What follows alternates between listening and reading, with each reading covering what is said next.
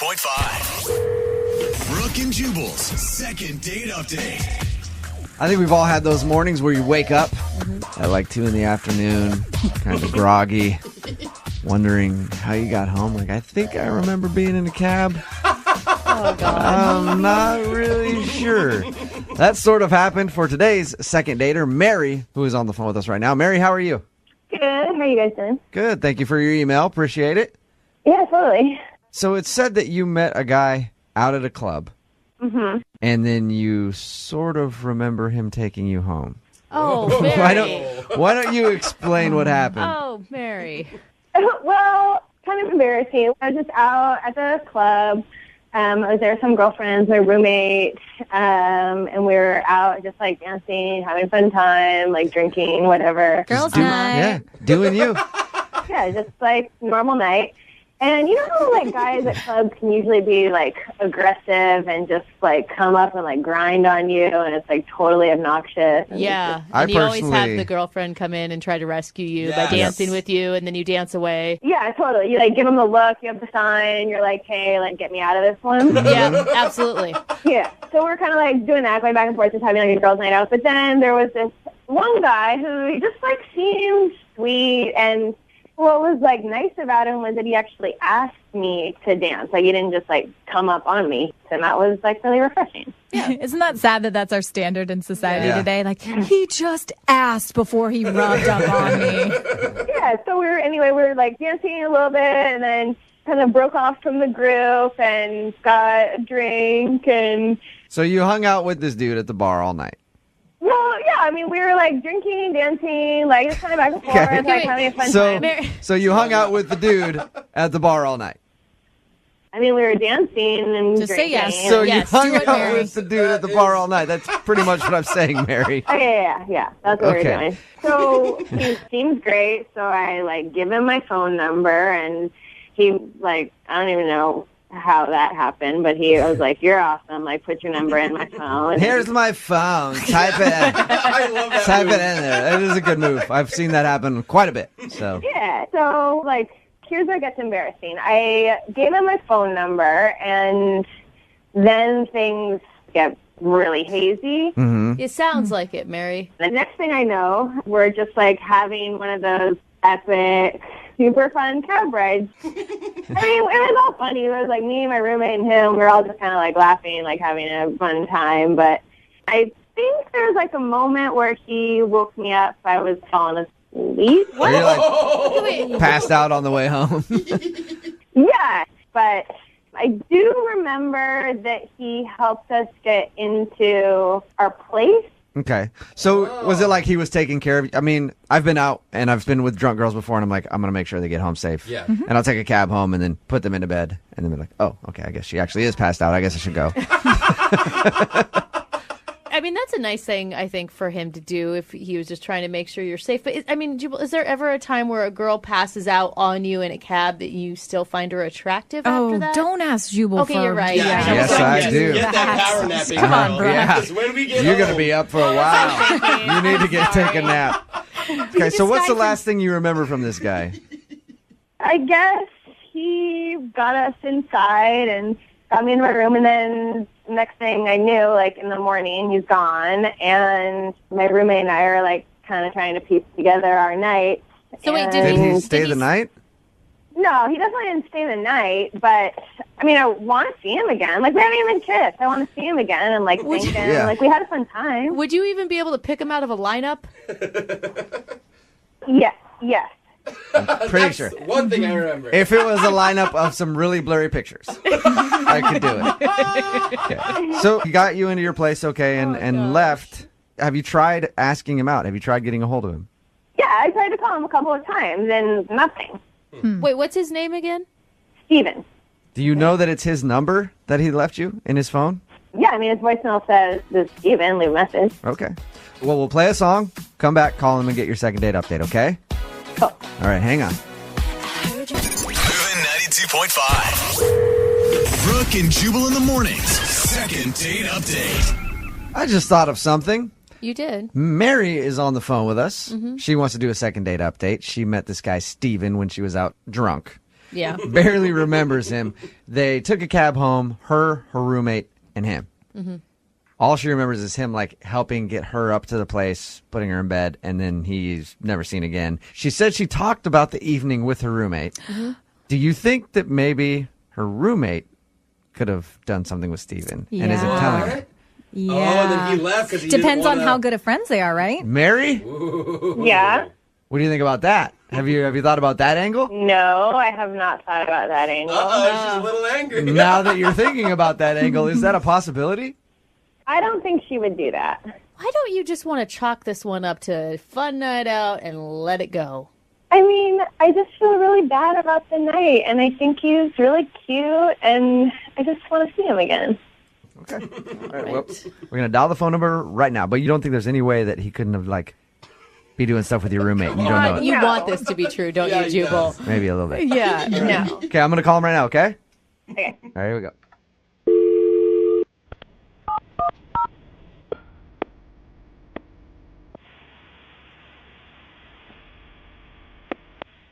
Hello? Hey, is Steven there? Yeah, this is him. Hey, man, how are you? This is Jubal from Brooke and Jubal in the Morning. I'm moving 92.5. Okay. Okay, you ever heard of us?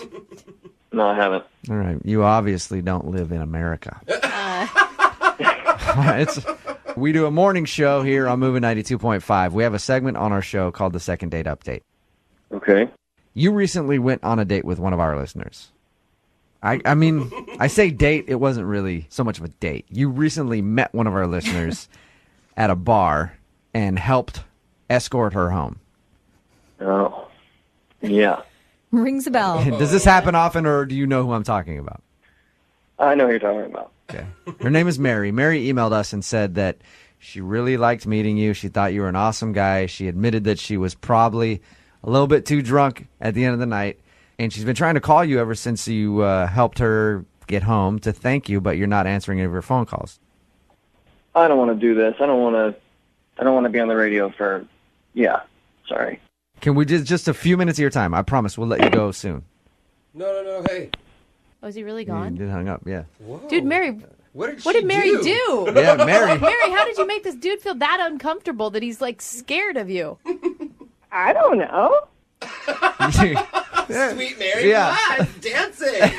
What happened? I don't know. Let's see if we can call him back again, see if he'll answer. I'll try to keep him on the phone. He does not sound like he wants to play, though. Yeah.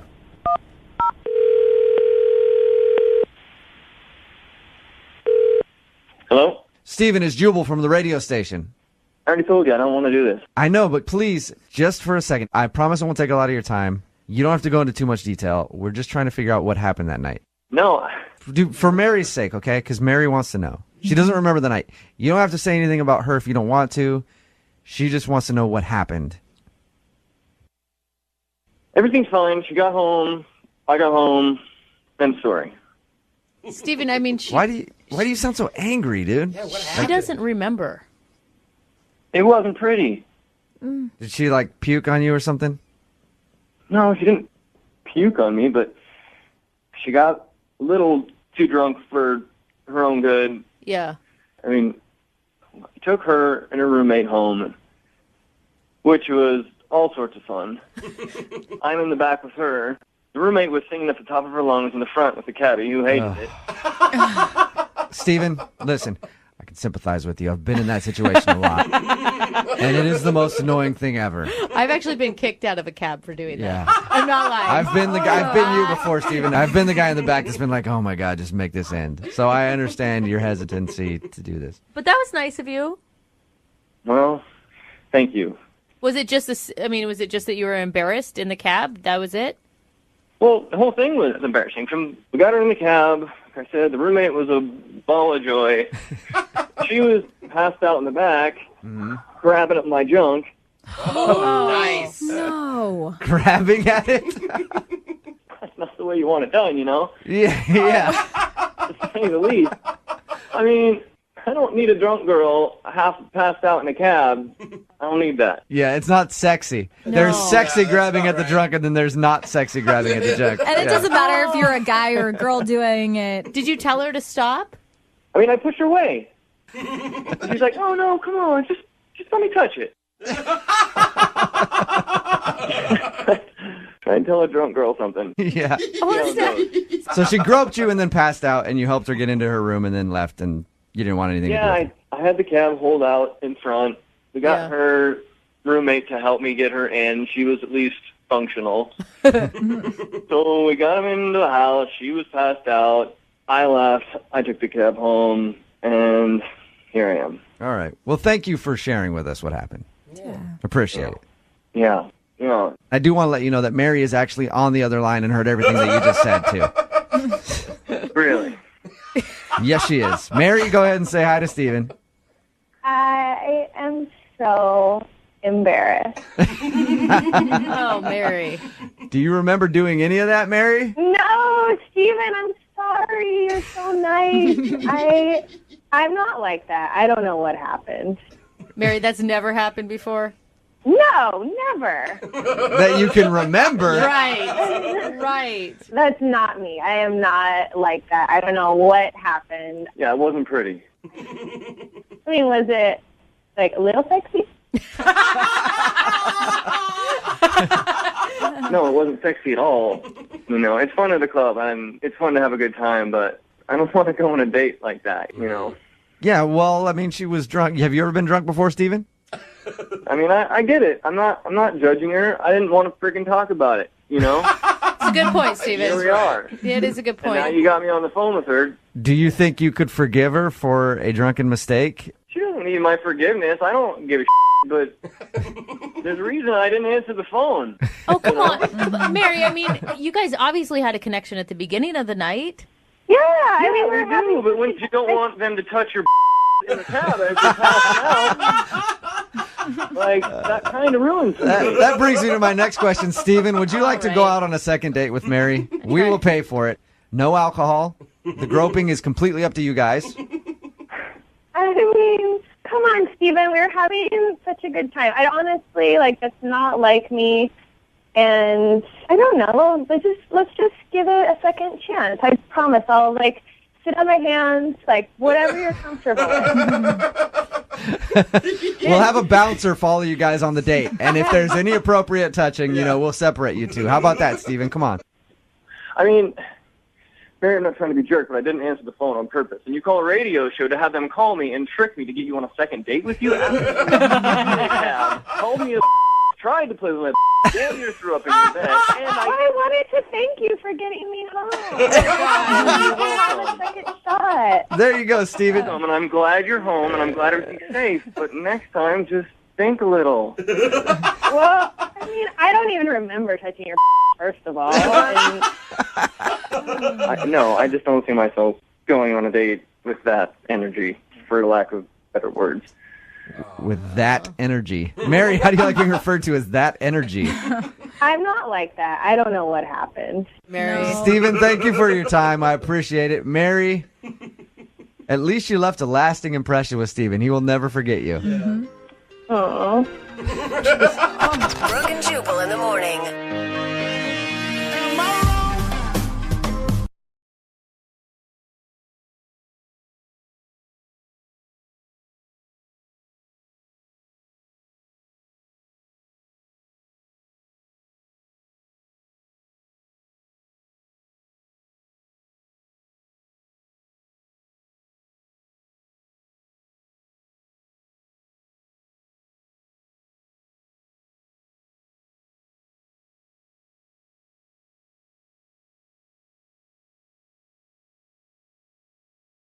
Are you single and feeling out of the loop? Put away that mouse and get out of the house. Join In the Loop, Seattle's brand new activities club just for singles. Go to intheloopsingles.com today. Moving 92.5. Brooke and Jubal's second date update. Today's second date update has almost all of the components of a perfect love story. Oh, I love it already. You have a house party with tons of people, That's not really us. alcohol, a drunken hookup in the bathroom. Gross. Come on. That's no Ryan Gosling film. But Callie, who is on the phone to do a second date update with us today missed one of the major components of the perfect love story. We've got all those things. But Callie, I read your email and it didn't say anything about puking. And everybody knows that every love story has to have a little puking in it. Of course. Oh, God. Kelly, you want to tell us a little bit about your love story? Well, I didn't puke. Maybe I should have. Yes. Then the evening probably would have ended a little earlier. If you would have puked, you wouldn't be doing a second date update right now. You'd be getting married probably. What man doesn't love a puker is what you're saying? Apparently, Callie met a guy at a party and they got a little drunk together. Okay. She's going to tell us about that. What's the guy's name? His name is George. Tell us a little bit about George. My friend Becca had a party with her boyfriend at their new house, and George works with John, Becca's boyfriend. Uh-huh. And we met early in the party, and it was like the best party of my life. We had an amazing time. So you're certain that he's cute because you met him when you were still sober? Oh, yeah. No, I mean, like, I'd had maybe one or two drinks early in the evening when we first, really started chatting. But okay, he comes up to talk to me, made me laugh. We had a great time. We talked all night. It was amazing. I want to get to the real amazing part, the hookup in the bathroom. Oh, I knew you'd jump directly there. What happened with that? Do we have to jump to the end first? I mean, we had a whole lovely night together. Well, I'd like to know about that first, yeah. But if you feel like you want to tell us some other information before you get to hooking up in the bathroom, then I guess if you have to. Just make it quick. It just makes me sound so terrible. No, it doesn't. You met the hot guy. I mean, he came up to you in the party. Yeah, everything was going great. We kept drinking. I don't remember exactly the whole evening. But I remember that we danced. That was great. We started kissing. Oh, so this is embarrassing. I was talking about how I could tell the future. He was like, "What are you talking about?" So I decided to do this whole future telling thing where I started reading his palm. Are you actually like a fortune teller, or was this just something where you were hammered and you're like, this is going to be cute? Yeah, I just thought it would be cute. I mean, I don't know. I think I read an article about it in middle school or something. All right, so drunken Callie thought it would be cute to tell him that you were a fortune teller. Yeah. And what do you remember about that? Well, I think I remember this clearly because it was embarrassing. Okay. What happened?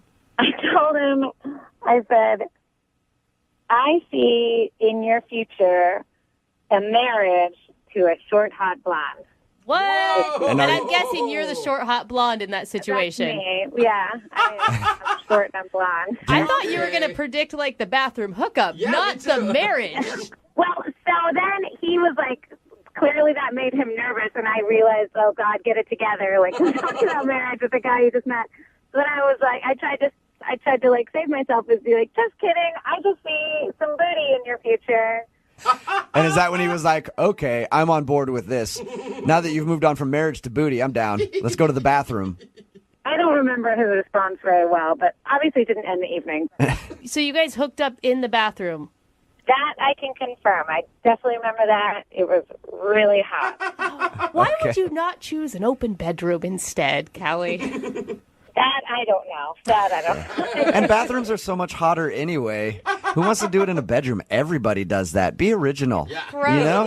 Yeah, I'm up for adventure. We'll go wherever. How did the bathroom session end? I don't remember how it ends. This is why I really need your guys' help. Do you remember even saying goodbye to this guy? No. All I remember is that we were making out in the bathroom. It was really hot. That's the last thing I remember. I know that we did not sleep together. We did not. I thought you said you had a hookup in the bathroom. Yeah, but we didn't go that far. Oh. They just made out That's in a the bathroom. letdown. Yeah, I'm sorry. Phrase it differently next time. Just say you made out in the bathroom. I was all excited. Okay, so you didn't sleep with the guy. No, I woke up on the couch at my friend Becca's house with all my clothes on, so. But you did get his phone number because you've tried to call him. I got his phone number from Becca, from her boyfriend John. And I texted a couple times, and I called, and it's his voice on the voicemail, so I know it's his number. Has he responded at all to you? No.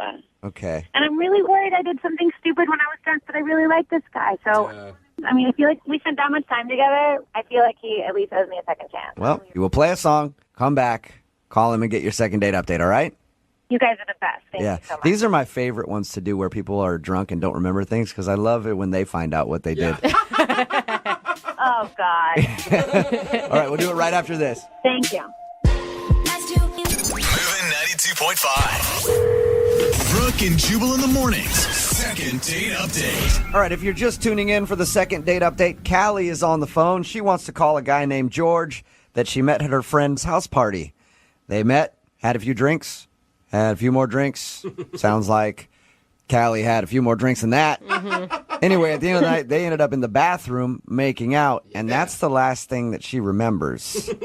It's just killing me not knowing what went wrong. Callie, are you sure you want to call this guy for a second date? I've thought a lot about this, and, maybe I don't want to know, but it's better to know than not know.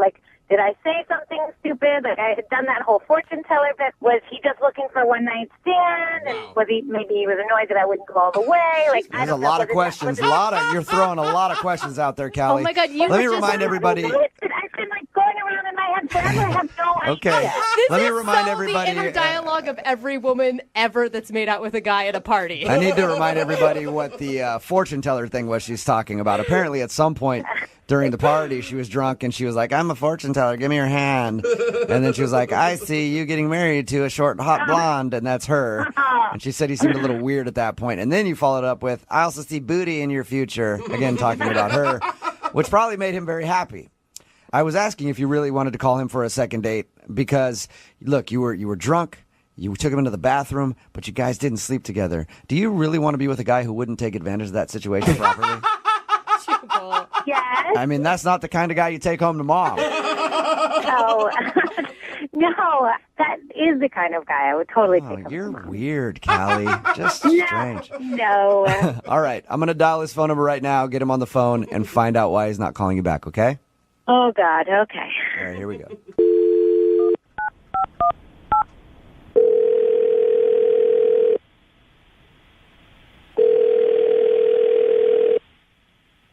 Hello? Hi, can I speak to George, please? Yeah, this is he. Hey, George, how you doing? This is Jubal from Brooke and Jubal in the morning. I'm good. Who is this? Jubal from Brooke and Jubal in the morning, the radio show. Okay. Why? That's a good question, George. I'm calling you today because one of our listeners emailed us about you. Okay. Her name is Callie. Oh, my gosh. It's a girl that you met at a party a little while ago? Yeah, I remember. Well, she emailed us about you because you're not calling her back, and she's tried to get a hold of you a few times, and she's wondering if she did something wrong. She doesn't know why I'm not calling her back? She has no clue. That surprises me. Really? Yes, that surprises me. Why is that? Well, just how the evening went, that's all. She told us about when you guys met. She said you were hanging out at the party, and then she got a little drunk, did this weird fortune teller thing where she said she could see you marrying a hot blonde at some point, and you seemed weird, but she also told us you made out. She thinks that's the reason. She thinks that's the reason I'm not calling her back? She said it's the only thing she could think of. She also said it was very hazy because she was pretty drunk when she met you. That doesn't surprise me. Did she do something stupid while she was drunk? Look, I don't want to call her out. You know, it was just a crazy night. Can you tell us a little bit of the craziness? No, I don't know if that's the best idea. She told us already that you guys made out in the bathroom. She told you that we made out in the bathroom. Yeah. She told us all. She's the one that wants to know what happened because she doesn't remember a lot of it. I think it's probably best that she doesn't remember it. Are you single and feeling out of the loop? Put away that mouse and get out of the house. Join In the Loop, Seattle's brand new activities club just for singles. Go to intheloopsingles.com today. Moving 92.5. Brooke and Jubal's second date update. Today's second date update has almost all of the components of a perfect love story. Oh, I love it already. You have a house party with tons of people. That's not really us. Alcohol. A drunken hookup in the bathroom. Gross. Come on. That's no Ryan Gosling film. But Callie, who was on the phone to do a second date update with us today, missed one of the major components of the perfect love story. We've got all those things. But Callie, I read your email and it didn't say anything about puking. And everybody knows that every love story has to have a little puking in it. Of course. Oh, God. Callie, you want to tell us a little bit about your love story? Well, I didn't puke. Maybe I should have. Yes. Because then the evening probably would have ended a little earlier. If you would have puked, you wouldn't be doing a second date update right now. You'd be getting married probably. What man doesn't love a puker is what you're saying? Apparently, Callie met a guy at a party and they got a little drunk together. Okay. She's going to tell us about that. What's the guy's name? His name is George. Tell us a little bit about George. My friend Becca had a party with her boyfriend at their new house, and George works with John, Becca's boyfriend. Uh-huh. And we met early in the party, and it was like the best party of my life. We had an amazing time. So you're certain that he's cute because you met him when you were still sober? Oh, yeah. Yeah, no. I mean, like, you know, I'd had maybe one or two drinks early in the evening when we first, like, really started chatting. But Okay. he comes up to talk to me, made me laugh. We had a great time. We talked all night. It was amazing. I want to get to the real amazing part, the hookup in the bathroom. Oh, I knew you jumped directly there. What happened with that? Do we have to jump to the end first? I mean, we had a whole lovely night together. Well, I'd like to know about that first, yeah. But if you feel like you want to tell us some other information before you get to hooking up in the bathroom, then I guess if you have to. Just make it quick. It just makes me sound so terrible. No, it doesn't. You met the hot guy. I mean, he came up to you in the party. Yeah, everything was going great. We kept drinking. I don't remember exactly the whole evening. But I remember that we danced. That was great. We started kissing. Oh, so this is embarrassing. I was talking about how I could tell the future. He was like, "What are you talking about?" So I decided to do this whole future telling thing where I started reading his palm. Are you actually like a fortune teller, or was this just something where you were hammered and you're like, this is going to be cute? Yeah, I just thought it would be cute. I mean, I don't know. I think I read an article about it in middle school or something. All right, so drunken Callie thought it would be cute to tell him that you were a fortune teller. Yeah. And what do you remember about that? Well, I think I remember this clearly because it was embarrassing. Okay. What happened? I told him, I said, I see in your future a marriage to a short, hot blonde. What? And And I'm guessing you're the short, hot blonde in that situation. That's me. Yeah, I'm short and I'm blonde. I thought you were going to predict the bathroom hookup, Yeah, not me too. the marriage. Well, so then he was clearly that made him nervous, and I realized, oh God, get it together. I'm talking about marriage with a guy you just met. So then I was I tried to save myself and be like, just kidding. I just see some booty in your future. And is that when he was like, okay, I'm on board with this. Now that you've moved on from marriage to booty, I'm down. Let's go to the bathroom. I don't remember his response very well, but obviously it didn't end the evening. So you guys hooked up in the bathroom. That I can confirm. I definitely remember that. It was really hot. Why would you not choose an open bedroom instead, Callie? That I don't know. That I don't know. And bathrooms are so much hotter anyway. Who wants to do it in a bedroom? Everybody does that. Be original. Yeah. You know? Yeah, I'm up for adventure. We'll go wherever. How did the bathroom session end? I don't remember how it ends. This is why I really need your guys' help. Do you remember even saying goodbye to this guy? No. All I remember is that we were making out in the bathroom. It was really hot. That's the last thing I remember. I know that we did not sleep together. We did not. I thought you said you had a hookup in the bathroom. Yeah. Yeah, but we didn't go that far. Oh. They just made out That's in a the bathroom. letdown. Yeah, I'm so Phrase it differently next time. Just say you made out in the bathroom. I was all excited. Okay, so you didn't sleep with the guy. No, I woke up on the couch at my friend Becca's house with all my clothes on, so. But you did get his phone number because you've tried to call him. I got his phone number from Becca, from her boyfriend John. And I texted a couple times, and I called, and it's his voice on the voicemail, so I know it's his number. Has he responded at all to you? No. Okay. And I'm really worried I did something stupid when I was drunk, but I really like this guy. So, I mean, I feel like we spent that much time together. I feel like he at least owes me a second chance. Well, you will play a song, come back, call him, and get your second date update, all right? You guys are the best. Thank you so much. These are my favorite ones to do where people are drunk and don't remember things because I love it when they find out what they did. Oh, God. All right, we'll do it right after this. Thank you. Moving 92.5. Moving 92.5. Brooke and Jubal's second date update. Ethan is on the phone today, and he sent us an email that said he went on the hottest date ever. Oh, So I'm assuming Ethan. they must have played Uno a little bit. I mean, Uno? that's hot. Like the card game? Yeah, for Oh. sure. Wow. Ethan, Okay. please tell me how much Uno you played. Oh, well, I'm taking notes right now. I don't think I played enough Uno, I guess. Yeah, man. you should have played more. Maybe that's why you're not getting a call back. It's all about that wild Yeah. card. What's the name of the girl you want to call today? First name is Marissa. Marissa. Okay. I don't care about her last name. Where'd you guys meet? Marissa and I met at a club. It was me and a few of my guy friends, and Okay. we kind of saw her with like a group of girlfriends, and I thought she was pretty hot, and I asked my guys what they thought, and they thought I had no chance, but Do guys ever think that their friends have a chance? No. Like, has there ever been a case like, yeah, man, No. No, never. perfect She's for way you? too hot for you, bro. Yeah. But it sounds like it worked out, though. it didn't. It didn't really work out. It's kind of why I emailed you guys. It's a very I good guess point. you're right. Yeah. I just meant, like, at least you got her number or something. Initially. Yeah. So how'd you start talking to her?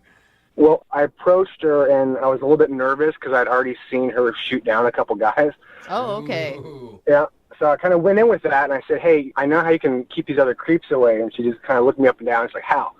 And I said, next time a guy offers to buy you a drink, just say yes, and then point at me, and then say one for my boyfriend, too. That's a good idea. That's smart. Okay. You're also trying to get free drinks out of the deal, which I like. Thank you. Thank you. And so she kind of laughed. I really left it at that. I felt good about it. I walked away, and then she did it. Oh, she did? Yeah. And we looked at each other, and it was like that kind of like secret joke across a room vibe. I went back over. We laughed about it. And then so end of the night, we closed the club. I leaned over and I whispered in her ear if she wanted to go back to my place. And she said yes. Okay, sounds creepy. Whoa. The whispering part sounds creepy. I mean. Loud and But she said yes. I mean, that's a good sign. Awesome. Yeah. Note taken again. Yeah, it was a good sign. So we went back to my house, and we went in, and she was very, very nice. She really liked my house. She gave me a lot of compliments about what I've done with the place. And It's always awesome to walk into a guy's place that you met at a club and he's not sleeping on just a mattress on the floor with like some posters tacked up on the wall of women in bikinis. It's like, yeah, for sure. Yeah. So I'm sure she was like, oh my God. It's like I won the club guy lottery. It was great. I felt like I'd won the woman lottery. We were having a really good time. And so we go upstairs. I've got a couple cool rooms up there, and I start to play. I've got this beautiful baby grand piano. I play. Whoa. Yeah. You got a place. dang, You got a bro. place big I got a enough- place. Okay. And she really digs the music, and she's kind of melting into it. And I don't know what happened next, but we're making out on top of my piano. Wow. That sounds so cool. It sounds like a movie. I know. Yeah. This is why I'm emailing you. It was hot. It was perfect. And I still haven't heard anything about Uno, though. That's what's confusing to me. that could be where I fail, is you're just not going to hear about it, I guess. Yeah, so we're making out for a bit, and then all of a sudden she's kind of like, I'm thirsty, and so I stop, and I go downstairs into the kitchen, and then I don't know what happened, but when I went back upstairs, she wasn't there. I thought we were playing hide and seek or something, so like I checked the closets and stuff, but she was like, she's gone, and that is the last I've heard of. What? Wow, so she She, just like- ditched. She disappeared. Like jumped out a window? Like you didn't hear her go out the front door? There's actually like a couple different ways out of my place. It's a big house, so I didn't notice it. Oh, Man, right. and you tried texting her, and she just didn't respond to you at all? Yeah, no, text. You know, I didn't send like a barrage of texts. I sent her one right away, and then next day, maybe a few days later, one more, Yeah. and then kind of let it chill. I didn't, And nothing. nothing. What do you think could have happened? Maybe like my piano was out of tune. I don't know. I mean, that will Yeah, it is. turn anybody off. You know, it's always a deal breaker. I'm outta Unless you're here. talking about figuratively, because maybe that is an issue. Yeah, and looking back, I didn't have any Uno, so. Yeah, I mean, that's going to be my take on it, Of but course. we'll see. I mean, it's pretty serious if you're making out with a guy, he goes down to get you water, and then you just leave. Yeah. Like, that's more than I didn't have that great of a time. Yeah, like cause a distraction. Right. No, I don't think you should be laughing, is what I'm saying. I think you said something very wrong. Yeah. I promise you, I did nothing wrong. We had a great night. I really do not know what happened. Uh-huh. We'll play a song and then come back and call her and get your second date update, okay? All right. All right, hold on. Moving 92.5. Brooke and Jubal in the mornings. Second date update. If you're just tuning in for today's second date update, Ethan is on the phone, and Ethan has a fetish he hasn't told us about. What? Fetish? Something. Whoa. That's the only thing I can think of, because I don't know how a dude that has an amazing house and plays piano doesn't get a call back. Not even doesn't get a call back, but the girl just ditches in the middle of the date. Yeah. If you missed it, Ethan met this girl, Marissa, at the club. He took her back to his place, and I guess his place is a very nice house. He actually has a piano there, and he started playing the piano for her, and then they started, like, making out on the piano. Cool. Sounds like a movie. It does. And then she asked for some water, and he went to the kitchen, and then she snuck out, and he hasn't talked to her since. We're going to get her on the phone and see if we can find out why. All right, Ethan, are you ready to go? Do you want to tell us about your fetish now, or you want to wait until she tells us? I'm waiting for Marissa. Okay. You know, we laugh, but I think Jubal's onto something. I think this is something serious that either you don't even realize about yourself that would freak other people out. There's got to be something for somebody to sneak out a back door. She had an escape route. Right. Like...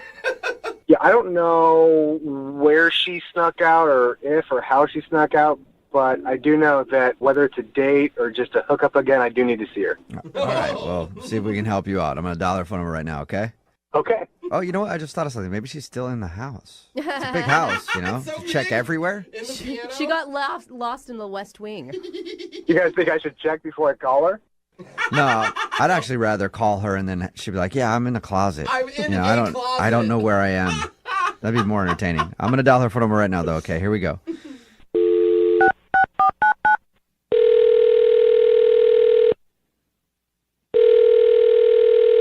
Hello? Hi, is this Marissa? Yeah? Hey, Marissa, how are you? This is Jubal from the radio show Brooke and Jubal in the Morning. Excuse me, who's calling? Jubal from Brooke and Jubal in the Morning? What's this regarding? Well, do you know about the radio show at all? Have you ever heard of it? What's the name of your show?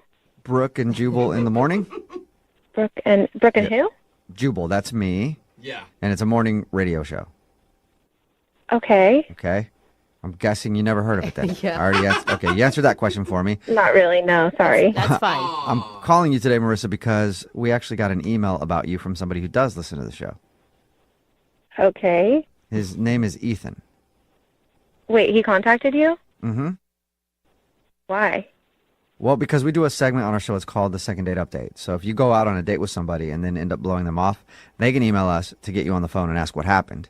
And Ethan is confused because he told us about your first date and how you guys met up and went back to his place. And then he told us that you just kind of like skipped out and he hasn't been able to get a hold of you. Yeah, that was a bad night for me. Really? It was a bad night for you. Ethan described it as one of the hottest nights ever. Yeah. He told you that? That's so embarrassing. Does he have a weird fetish? What's his weird fetish? What? No. We figured. Damn. No, All right. we just figured that he did something pretty serious to make you ditch out, leave, exit somewhere from the house without letting him know. I think anyone would have left if they were in my situation. Oh, we knew it. Okay, so Why can you he- tell us what the situation was? I feel sort of weird telling you this, but it's this massive, like, 10-bedroom house, right? Yeah. Whoa, we knew it was I mean, he big. said it was big. 10 bedrooms? That's like a mansion. Yeah. And yeah, we walked in. It's super fancy. I went to the bathroom. There's one of those, like, antique toilets where you, like, pull the chain from above. Oh, yeah. Cool. And so I was like, who can afford this? Like, what is up with this guy? Does he sell drugs? Does he sell drugs? I think most people would first think it's like some trust fund kid, Or like a or a drug doctor. dealer. Fine. Drug dealer with a fancy toilet. Yeah, I mean, I wasn't even sure. I was like, is he a Zuckerberg or... Yeah. Does that guy Okay. have a brother? So his house was obviously very impressive. Yeah, it was insane. Okay, so Why is that I mean, bad? that would be a positive for most people. Yeah, at that point, it was a positive. Okay. So when did it become a negative? The negative is when we were in the kitchen, he was making some food, and his parents walked in. Oh, all right. So it's not really his place. No, it's their house. Oh, okay. He didn't tell us that. Oh, dang. So he still lives at home. Yeah. Huge home. And, like, I expected them to be like, who's this girl in here? Like, what's going on? Yeah. But, like, they acted, like, totally normal. Like, they weren't weirded out by me just, like, being in the kitchen. What? Well, he is an adult. I mean, it's not like you're. I mean, I hope I didn't ask. He's not 18, right? No, but, like, they were acting overly friendly. Like, they knew me. Like, I was already part of the family. Whoa. They were, like, asking about vacations and, like, offered me some juice. They're Like, just they're like used friend. to this. Are they just super friendly, or you're saying you think he has girls over all the time? Yeah.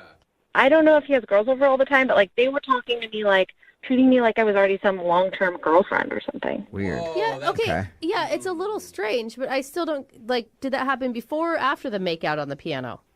It was before. Okay, so then you still made out with him on the piano. What made you leave? I mean, I was still buzzed from the club, and, like, so we went upstairs, and I just wanted to, like, get rid of some of that weird energy, so we hooked up on his piano. That's a good way to get rid of the weird energy. Yeah, switch it up a little. Yeah. But, like, his room was, like, the room of, like, a 13-year-old boy. There were sports posters everywhere. So it felt like you were like hanging out at a teenager's house. It was like I was hooking up with a 27-year-old teenager. Yeah, but who hasn't done that? I mean, come on. If you've dated in your 20s, 27-year-old teenagers are very common. But in their own parents' house? Not You know, so much. Like, I had to sneak through the hallways to get out of there, like, hoping I wouldn't run into him or, like, his parents. Like, thank God I got out of there. Mission It's an awkward impossible. situation. You know what else is awkward, Marissa? Ethan is actually on the other line listening and wants to talk to you. Seriously? He's on the phone? Yep. Yeah, Ethan, you there? Hi, Marissa. Hi. Hi. Hey. Hi. You know, I want to tell you, my parents, they were happy to meet you.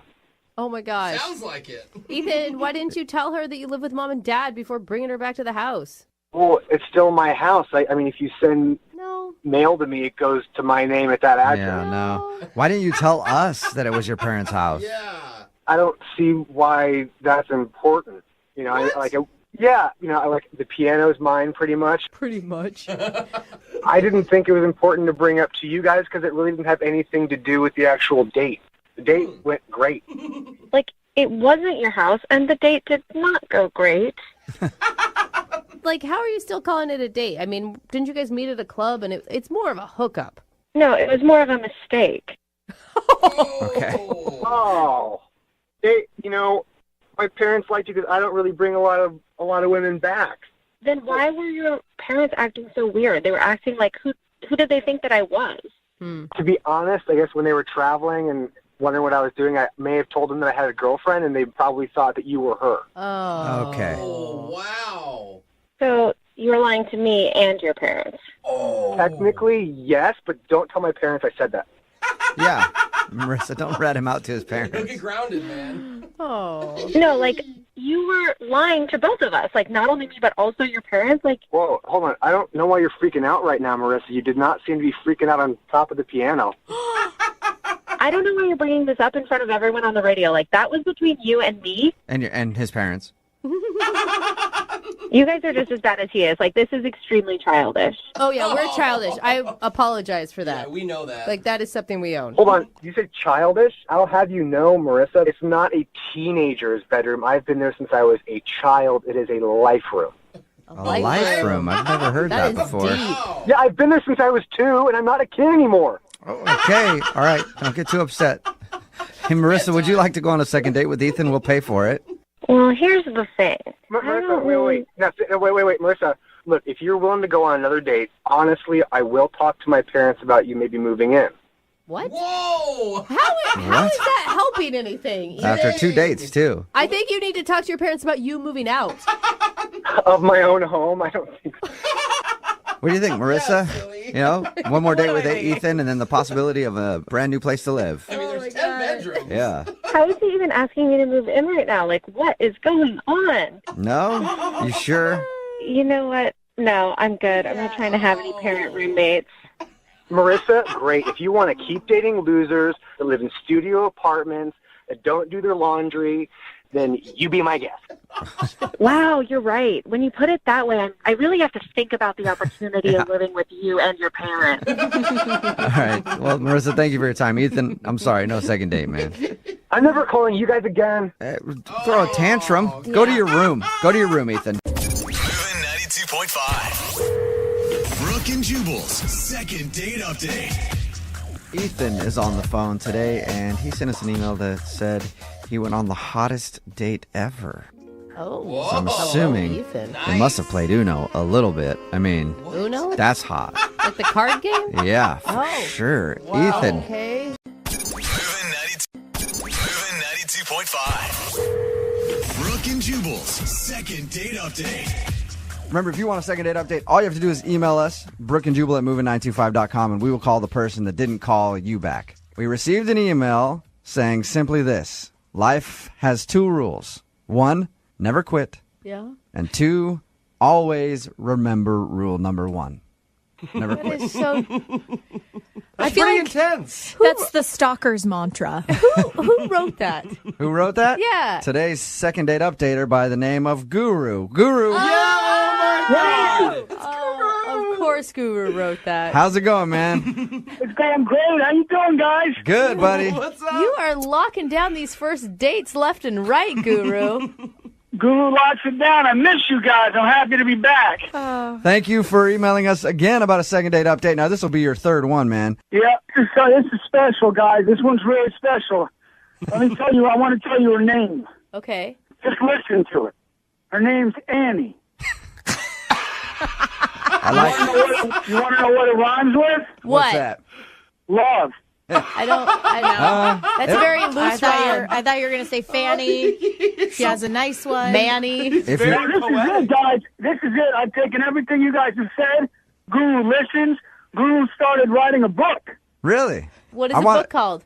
It's not done. Right now, it's just called Guru and You. Guru and you. You know what what? kind I of will- book? What kind of book is it, Guru? Oh, it's just life. It's a Guru about life book. It's everything, we've talked about. You guys have helped me. Guru, I have a feeling you're going to change a lot of lives with your book, man, because you have a lot of knowledge in there that you need to share with the world. Well, I can't wait. I think soon, they have a lot of electronic books and books and stuff, but no one's done a radio book, as far as I can tell. Soon I'll call you and I'll read a little bit from it or something. Hey, Guru, you start writing your book, you work on it, you can call in and read from your book whenever you want, man. You have an open pass. I want to know about Annie, though. She's something really special, guys. I was walking through my place by myself, just having a nice Guru day, and just taking in all the love and people holding hands and walking around. And I stopped. I saw this accordion player. He was just grooving. He was playing. It was incredible. And I was there for a while, just with my eyes closed, just enjoying it. But when I opened them, here's the thing, like magic. When I opened my eyes, he was right next to me. Is that a sign? I think that's a sign, absolutely. A sign. Because you know how sometimes, Guru, you just get caught up in the moment and then you just open your eyes and you realize that the love of your life could be standing right next to you and you turn around Right and you... next to me. Right. I mean, she was. Did you ask her out right then? Did you say, Annie, go out with me? I didn't know her name yet, so I couldn't say Annie, go out with me. I might have, but it was beautiful. I told her she was beautiful, and I said, you're so beautiful like the rain. You're making me miss rain. I wish it were raining right now. And it worked on her. That line worked on Annie. Yeah, it did. She was really into it. So then I asked if she wanted to get some coffee, and she said yes. So I walked over, and then I made her laugh because a lot of people don't know this, but a little bit of college I paid for doing work as a mime. Okay. So You have so many skills, Guru. you guys don't know that? I didn't tell you guys that. No. No, not yet. Not that you used to be a mime. You want me to do something real quick? Yeah. Sure. No, wait, that's not going to work. Hey, no, Guru. Hey. We already said that we could do a radio book. Why not radio miming? Life has too many rules. You got to kind of break the rules, to get ahead. That's what I'm saying, man. That's what I'm saying. Yeah, see? I see a rule. The first thing Guru does is look for a detour. Yep. Yeah. I don't take rules verbatim. The world's first radio author and radio mime. Okay, Guru, Annie liked your miming. Yeah, so I did a mime of like a fish throw, and she threw it to me, and I threw it back. And, and then I helped clean her off because I said she missed it and it kind of got on her, so I cleaned her off. That's pretty cute. But we talked a long time.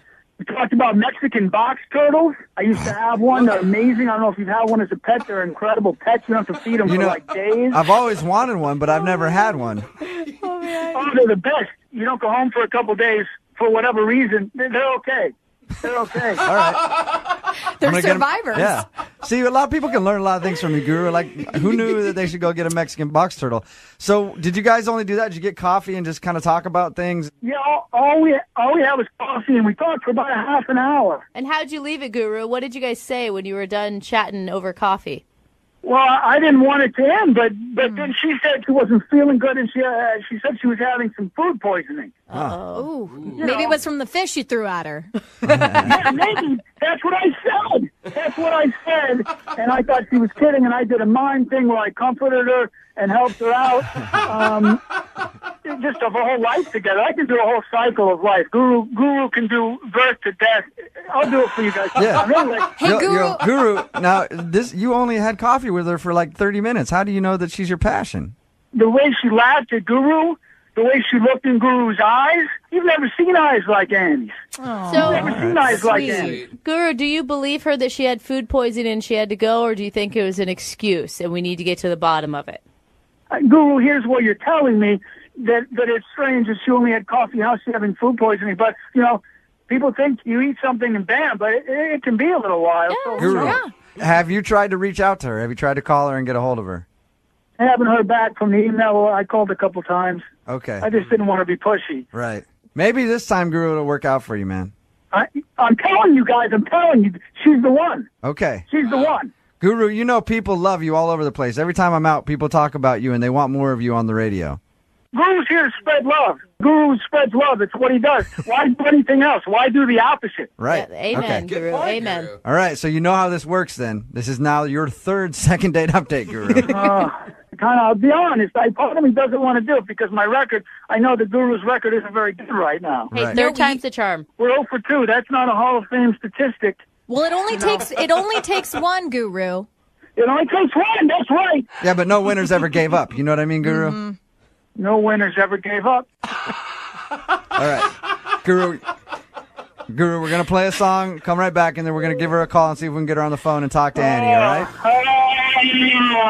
Keep those positive thoughts alive for like 3 minutes, okay? And then we'll call her. Positive. No winner ever quit. Yeah. Yep. Winners aren't quitters. Yep. That's right, Guru. Moving 92.5. Brooke and Jubal in the mornings. Second date update. All the texts coming in at 78592 say one thing. People love Guru. People love you, Guru. Guru loves them, but right now Guru's got his eye on one prize. Yeah? You ready to call Annie, the girl that you had coffee with, and see why she isn't getting back to you? I don't know. Guru. Guru doesn't want to think about that. I'm trying to stay positive, but I'll be honest, it's getting hard after 2. It's getting hard. Remember our mantra, winners never quit. Winners aren't quitters. Nope, winners aren't quitters. Yeah. Exactly. I already wrote it down. Good. I'm glad you wrote that down, Could Guru. be the title of your book, Yep. Guru. Winners aren't That quitters. could be a title. Hey. I'm just going to refresh people's memory real quick, Guru. He met a girl at Pike Place. They had coffee, kind of hung around for about half an hour, and then she said she had food poisoning and had to leave. Right? Yeah, that's pretty much it's the story on the head. All right. I'm going to call her right now, okay? So you know how it works. Just stay quiet until... It's going to be hard. I know. Jubal, I hear a voice. When Guru hears that melodious tune, it's going to be hard to stay quiet. But I know it is. But you know. I'll try. I'll let you know when to jump in, all right? Let's do it. Let's go. I wish I were there to dial the numbers for you. There you 'cause go. I got courage there. That's the Guru I want to hear. I want to hear somebody who's ready to go. You sounded a little bit down at the beginning. Let's do this. Are you ready? No whammies. Let's make the call. Let's make the call. All right, here we No go. whammies. Oh, this always makes me nervous. Winners, not quitters. Winners, not quitters. Winners. Guru's a winner. Right, Guru. Beautiful day. You're a winner, Guru. She's not picking up. She's going to do it. Oh, God. Hello, Hey, can I speak to Annie, please? this is her. Annie, how are you? This is Jubal from Brooke and Jubal in the Morning. I'm moving 92.5. You got a second to talk? I'm sorry, who is this? Jubal from Brooke and Jubal in the Morning. I'm moving 92.5. We do a morning show. Okay. We were calling you because we do a segment on our show called the Second Date Update. It's basically where you go out on a date with someone and don't get back to them. They email us to call you and ask why. So somebody emailed us about you. Do you have any idea who that might be? No. Who is it? It's a guy by the name of Guru. Oh, how can I forget Guru? Yeah. Guru's a very memorable guy. Yeah. Wow. Okay. So you met Guru down at Pike Place Market, and you guys had coffee for a little while. Yes, we did. He mimed out some fish throwing and everything. Yep. Fish throw. How could I forget the fish throw? Basically, Guru emailed us because he liked you a lot, and he wants to know why he can't get a second date with you. Well, I remember he wore this weird-looking vest that had, like, flowers sticking out of it, like, all over it. It was, like, basically like a flower vest. What? Okay. Like was it three-dimensional? No, it was just very strange looking, and so we met outside, and he was kind of running around the place and ended up doing, like, cartwheels into the restaurant. And I was just really embarrassed at first, you know, like everyone was staring, of course, because, you know, who does cartwheels in a restaurant? Right. Guru Or a does. coffee shop, Yep. you know. Yeah. Annie, this is Brooke. I also do the morning show. Can I ask you real quick, when you first met Guru, the very first meeting, when you guys were standing in front of the accordion player, was there an immediate attraction with him? Yeah, I mean, no, he was really funny, and kind of charming, you know, like, I thought he was a street performer. Okay. You know? Oh, no. So I didn't really know what to expect. I was just like, okay, you know, whatever. I'll go out with this guy and see what happens. But the immediate reaction was like, oh, he's you know, talented Annie? and charming. Annie. Annie, Guru's on the phone. Guru's on the phone with us. Say hi to Annie, It's Guru. Guru. Hi, I'd say hi to Annie all day. Hi, Annie. I don't have a crystal ball. Guru can't see into the future, but that morning I wore that flower vest for you. I'm sure, because when I was thinking about to wear that day, it was between a couple vests, and I actually had on the leather one, and then I went to the flower one, and I think Guru did it for you, and I think the first crystal ball I've ever seen in my life were your eyes. That's really sweet. You know, I just listen to your voice, Annie. Have you ever stopped and listened to your voice? I could play some of this back for you. You should hear your voice. You have the sweetest, purest voice Guru's ever heard, and I've heard a lot of voices.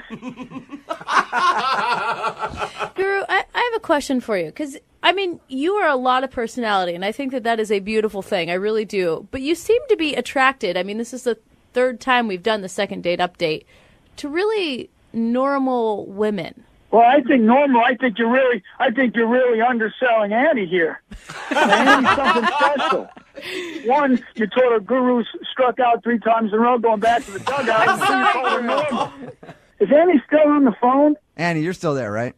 Yeah, I'm here. All right. Before I let you go, I wanted to give Guru one last chance to plead to you. Guru, you got like 30 seconds. Tell Annie why you want to go out with her again.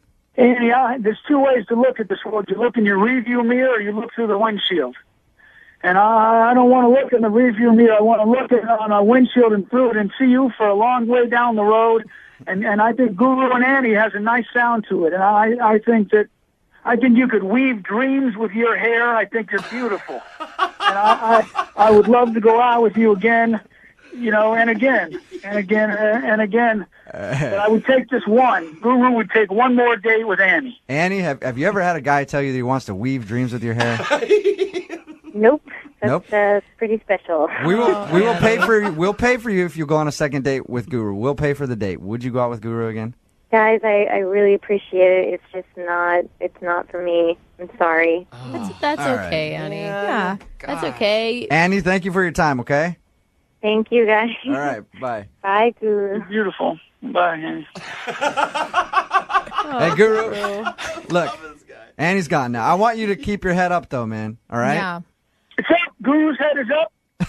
Guru's head is up. Popping through like a flower in spring. It's looking around for something cheery. There's not a lot of girls that can handle doing somersaults and stuff into a restaurant. That's a lot for girls to deal with, Guru. I'm still sore from that. Yeah.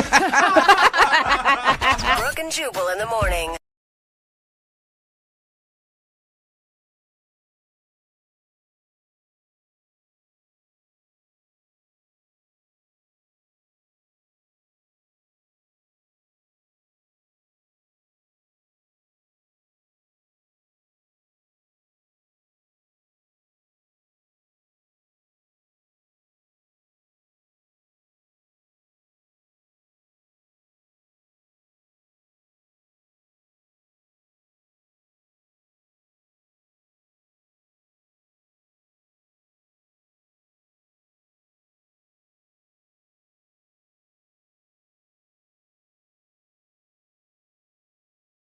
Looking for the perfect birthday or anniversary gift or a special date night? Well, then you need Zodart, Seattle's only exotic car rental company. Visit Zodart.com to book an exotic special car for that very special day. Moving 92.5. Brooke and Jubal's second date update. You know, a lot of times you go out on a date, and then after that date, you're waiting for them to call. You're like, oh, my God, are they ever going to call me? You wait like a week, 2 weeks. And you just sit there by the phone and wonder if they're ever going to call you back, and it's the worst. Well, Trevor has been waiting for a phone call from the girl he went out with for 10 years. So, Trevor? I'm hoping that phone call will still come, but I don't think it is. That's why he wants to do a second date update today. What's up, Trevor?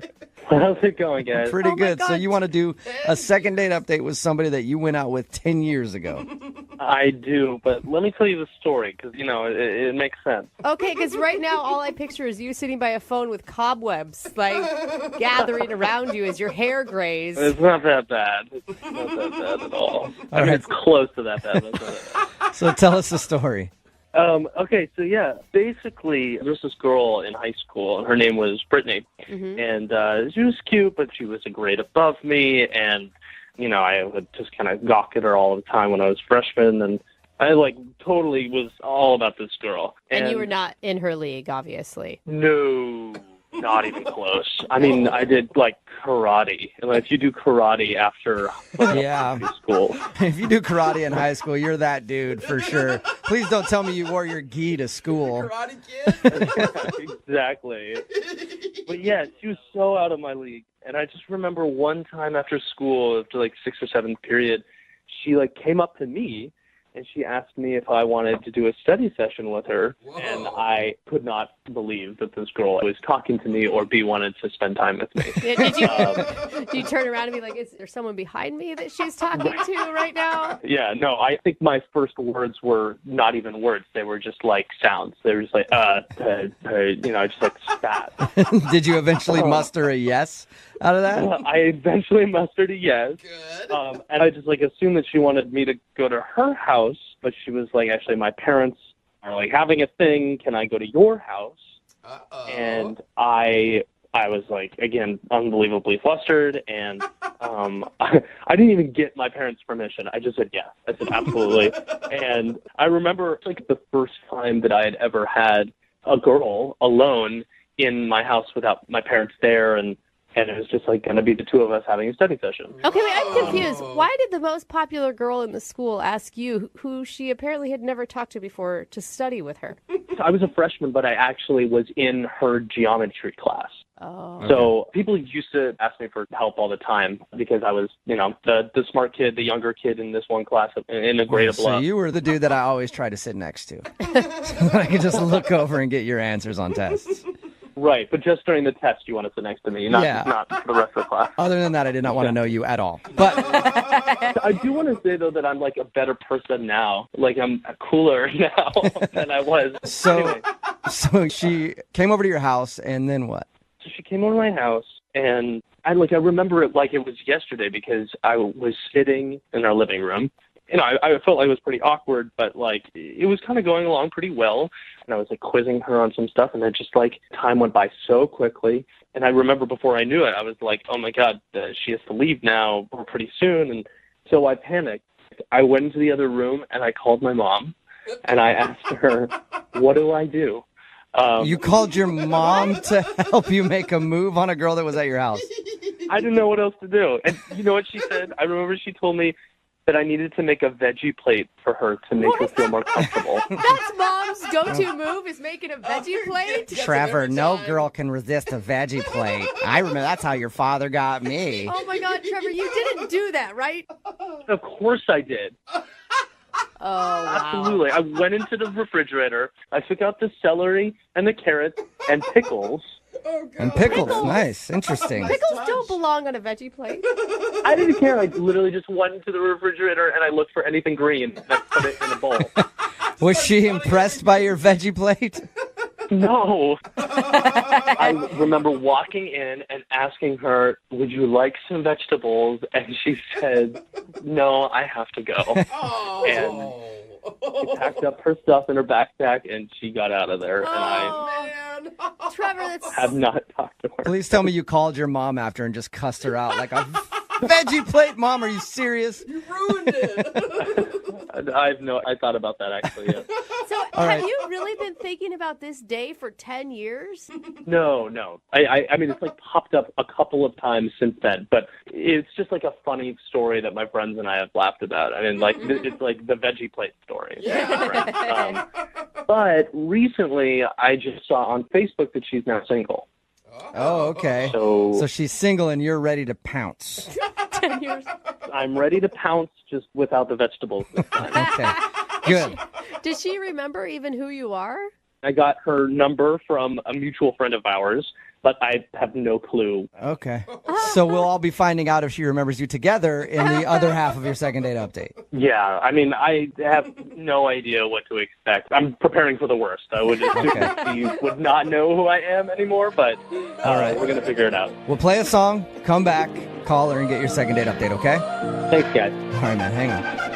Moving 92.5. Brooke and Jubal in the mornings. Second date update. It's not every day that you get to reconnect with your high school crush. I've reconnected with my high school crush on many occasions. She just doesn't know it, really. I go through her trash every Tuesday. But this is not about me right now. This is about Trevor, who's on the phone for a second date update. And we're about to call Brittany, a girl that he went to high school with. He had a crush on her in high school. They actually ended up studying together. And during their little study session, he was nervous about what to do because there was a girl around. So he called his mom to ask for advice on how to be smooth with the ladies. His mom told him to make a veggie plate. Oh, Mom. So he made a veggie plate and came out, and she said, no, thank you, I have to go. And they haven't really ever talked since. But recently, he saw her on Facebook, and she's single now. So he wants to try to rekindle their love, if you can even call it that, with a second date update. Trevor, this will be the first that she's hearing about you since that day? Yeah, that's correct. And you guys didn't hang out again after your one study session while you were in high school? No, we didn't even talk. Oh, my God. Okay, so nothing. So this is going to be completely out of the blue for her. Yeah, I have no idea if she'll even remember me. Perfect. Can I ask you, was she a stereotypical hot girl in high school where she was a jerk, or was she actually really nice? I think she was pretty nice. She was well-liked. I think that's why she was popular. Yeah, other than turning down a veggie plate. Yeah, who All right. does that? Yeah. I'm going to dial her phone number right now, okay? Sounds good. Okay, here we go.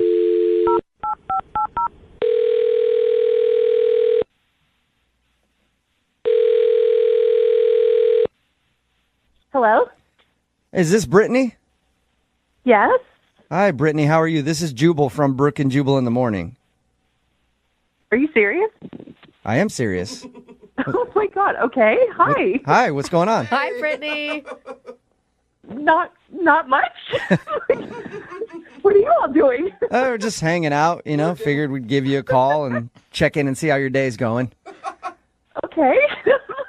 Why are you calling me? It's a great question. Well, I want to talk to you about something for a second. It's something you might not even remember. Okay. It happened back when you were in high school. Oh gosh. Is this for real or is this a prank? No, this is not a prank. This is for real. Okay, this is a little different, but okay. So there was a dude named Trevor that you went to high school with. Do you remember a guy named Trevor? Trevor? In my class? Yeah, let me see if I can jog your memory a little bit, okay? So you guys went to high school together. I guess he was in one of your classes. And one day you guys studied together. Okay. That still could be a lot of people. Well, I'm thinking you might remember studying with this guy. He was a freshman and you were a sophomore. Okay. And I guess you guys had geometry together. Okay. And one day after school, you went over to his house to study. Okay. Okay, nothing yet? Remembering Trevor? No, not really. Okay. Well, the only other way that I think I could get you to remember him is he tried to impress you with a veggie tray. Oh, my gosh. Got it just So rang you a remember bell. you remember the veggie tray? I do remember that. Oh, that was the karate guy. The karate veggie tray guy, yeah. So, and Trevor actually emailed us because he wanted us to get a hold of you because he had a huge crush on you in high school, and I guess still kind of has a crush on you, and saw you on Facebook the other day and wanted to see if you'd go out with him. Oh, my God. Are you for real? I am 100% serious, yeah. He told us the whole story about how you asked him to study, and it was like, seriously, the most memorable moment of all of his high school career. Oh, God. Oh, my God. That's so weird. Were you interested in Trevor in high school, or was that just a study session for you? I just needed to pass geometry, and he was the smart guy. There's no doubt. He was a smart kid. Was it obvious that he liked you, though? I don't know. I mean, he was younger, so you know how it is. Like the younger guys, look up to the older girls. Right. And as a sophomore, you don't want to date a freshman. I mean, come on. Yeah, this whole thing was so long ago. I kind of remember that afternoon. It would be hard to forget with the veggie tray. But, it didn't get totally weird until the next day when his mom called me. Wait. His mom called you? Yeah. Oh, my God. I've never told anybody about this. Yes. His mom called me, and she told me that Trevor had been really, really upset and crying in his room. Oh, man. Oh, my gosh. And was just all devastated. And she wanted me to make sure that I knew that, he was a really good kid, and that the veggie tray was her idea. Oh, my gosh. So she actually called you to let you know the veggie tray thing was hers. Yes. She said she was just trying to help her son on his first date. Oh, my God. I am mortified for him. Oh, my God. I was dying because I'm like, this was not a date. And I'm trying to explain to her. It's like, I need help with geometry. That's it. That's all. So you're like, we were actually just studying. That's all I wanted to go over there and do was study. Yeah. Oh, gosh, it was crazy. And she went on and on about how all he wanted to do was kiss me, and she was trying to help him, but she didn't know how it worked these days. And so, she was all so apologetic about the vegetables. And it wasn't about the vegetables. Were you just stunned on the other end of the phone? I wouldn't even know what to say. Dude, I'm embarrassed. As a kid, it's so nerve-wracking, when an adult to call you in the first place. Right. But the end of the conversation, she was trying so hard. I mean, I guess it was kind of sweet that she offered to drive us to the movies if we wanted to have a date. And I was just like, no, thank you. Goodbye. Oh, my gosh. You could have destroyed him in high school sharing that story. No, but I didn't have the heart to do that because, it's so tough anyway. And I remember that's why I didn't talk about it. I didn't tell him about it. That is nice of you. That's really nice of you not to put him on blast for his whole high school. I wonder if he knows, because he didn't mention to us about his mom calling you when we talked to him. I hope for his sake he doesn't know. He doesn't need to know. What if his mom told him? If he didn't know before, he knows now, because he's on the other line listening to this conversation. No. Yes. Yep. Trevor, what's up? Oh, my God. Trevor, you there? Oh, my God. I'm so sorry. I'm mortified. I can't believe any of this is happening. I can't believe it either. My mom's horrible. No, she loves you. Yeah. You got to give her that. Did you know your mom had done that, Trevor? No, not at all. We had never talked about it. Oh, man. She came home and she asked me how it went. And I'm sure I probably just went to my room or something. I don't know. I don't even really remember crying. But wow. Wait, Trevor, you were such a nice guy, and it was so nice of you to be willing to help me with geometry. But yeah, that was a crazy day. Well, you're still very sweet if you're able to say all that. So, I mean, I hope maybe if you want to, we can, go on a second date, another first date. Yeah. That's better, Brittany. Trevor. That's better. A better first date. I promise there will be no vegetables and there will be no mothers. All meat date. It's been a long time since you guys have seen each other. Yeah. Yeah, but I gotta say, I'm a lot different than what I was in high school. I don't do karate. I don't wear my outfits to school anymore. I mean, I actually play the mandolin now, and yeah, so I'm a lot cooler than I used to be. That's nice. He put down the veggie tray and picked up an instrument. I don't even know exactly what a mandolin is. Well, you can find out. Brittany, would you like to go on a first/second date with Trevor 10 years later? We will pay for it. I can't believe he even remembers me. It would be fun to catch up. I mean, what about like lunch or something like that? I think that could be fun. Okay, no pressure. Lunch, of course I'm going to have lunch with you. That would be fantastic. All right. Well, awesome. Congratulations, Trevor. Wow. I don't know if we can call this a date yet, but at least you get to go out with Brittany. It's a catch-up. It's a catch-up. It's a catch-up. That's awesome. Thank you guys so much. Yes. This is really fun. It's been a great day. You have to call your mother and chew her out for that whole incident. Tell her I said hi. Brooke and Jubal in the morning. Got a text in at 78592 that says, of all the second date updates you've done, you have to give us an update on today's second date update when you find out more about it. If you missed it, this dude Trevor wanted to call a girl named Brittany. They went to high school together. He hadn't talked to her in like 10 years. Yeah. They had one moment in high school where he asked her if she would tutor him on some stuff because he had a big crush. Or I'm sorry, she asked him if he would tutor her because he had a big crush on her. She was like the hot girl. He was kind of like a nerdy dude.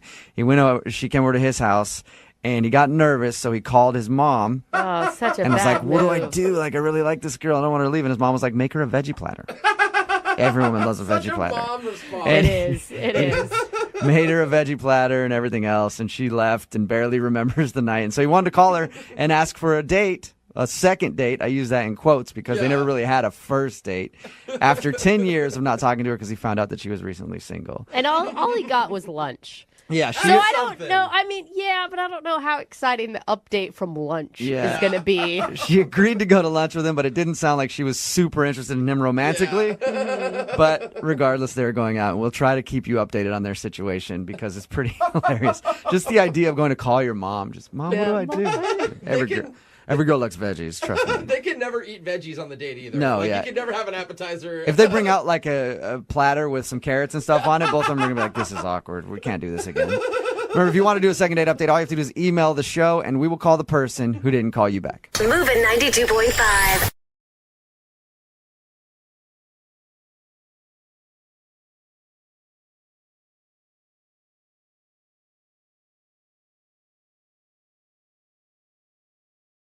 Moving 92.5. Brooke and Jubal's second date update. Today's second date update is crazy. This guy, Jake, is on the phone, and he actually met the girl that he wants us to call at a wedding. Okay. That's not that crazy. That happens a lot. But she was the bride. What? Okay, we don't even want to be involved in this. I'm going to put my foot down right now. I'm just kidding. Oh, she thank wasn't God. But he did meet her at a wedding. Oh, my God, Jubal. What's up, Jake? How are you? Good. How are you? Good. Oh. So your email said that you met the girl that you want to call today at a wedding. I made up the bride part. Tell us a little bit about her. Well, I mean, she's really hot. The first thing that attracts anyone. Right. I did notice that she was packing heat in her booty. There you go. That's nice. So you were at this wedding and you were like, damn, that is... No, I definitely was. I was eyeing the buffet before, but then I saw that and I'm like, You're like, wait a second. There's a much bigger honey glazed ham over there I would like to sample. Oh So how did you approach her at the wedding? Did you already know her? Is she a friend or did you just meet her there? She knew the groom and I was friends with the bride. Okay, so you didn't know her prior to the wedding. You met her at the wedding. No, I That's did what not. We met at the wedding, yeah. Okay. And were you watching her the whole time to make sure she wasn't there with the date, or were you just crossing your fingers and hoping for the best? I was just hoping. In retrospect, I probably should have checked. Yeah. Most people go to weddings with dates, so. Right. No, I didn't check. I just figured, what the hell? How often am I going to be able to see someone like that? I might as well approach her while I can. So how did you approach her? Well, this is really stupid thinking about it in retrospect. I went over to her and I pretended to drop my wallet, and then I picked it up in front of her, and then I was like, oh, sorry, I didn't mean to get in your way, and then I was like, hey, I didn't recognize you. Are you, Oh, my God. Do you know the bride of the groom? And she's like, oh, well, actually, I'm friends with the groom. And I was like, oh, well, I'm. So that actually worked? You dropped your wallet in front of her like, oops, sorry about that. Well, in my mind, it worked better than it actually did, but I think that it worked somewhat. Did she see? I mean, did she see through it? She knew obviously that you were trying to pick up on her, right? I'm pretty sure she did. Yeah. Pretty sure that she was aware. It makes it easier also to ask for the number. Like, hey, obviously I'm hitting on you. Can we go out? So you guys did go out though. Tell us about your date. Originally, we were gonna go out to dinner, but I worked really late that night. And so, I called her like 4 or 5 hours before our date, and I was like, hey, I have this big project I have to be able to finish, so can we just do the date at my place? I can cook you dinner, and, maybe we can watch something. Was that really your excuse, or was this just a plan to get her back to your place? No, that is. I swear. From now on, you're going to use it as an excuse. Yeah, I guess that I should. And so she came over to your house, and then what'd you guys do? I made her dinner, and then we watched a movie, and we had a few drinks, made out a little bit. Nice. Is that it? Just make out, or did you guys do more?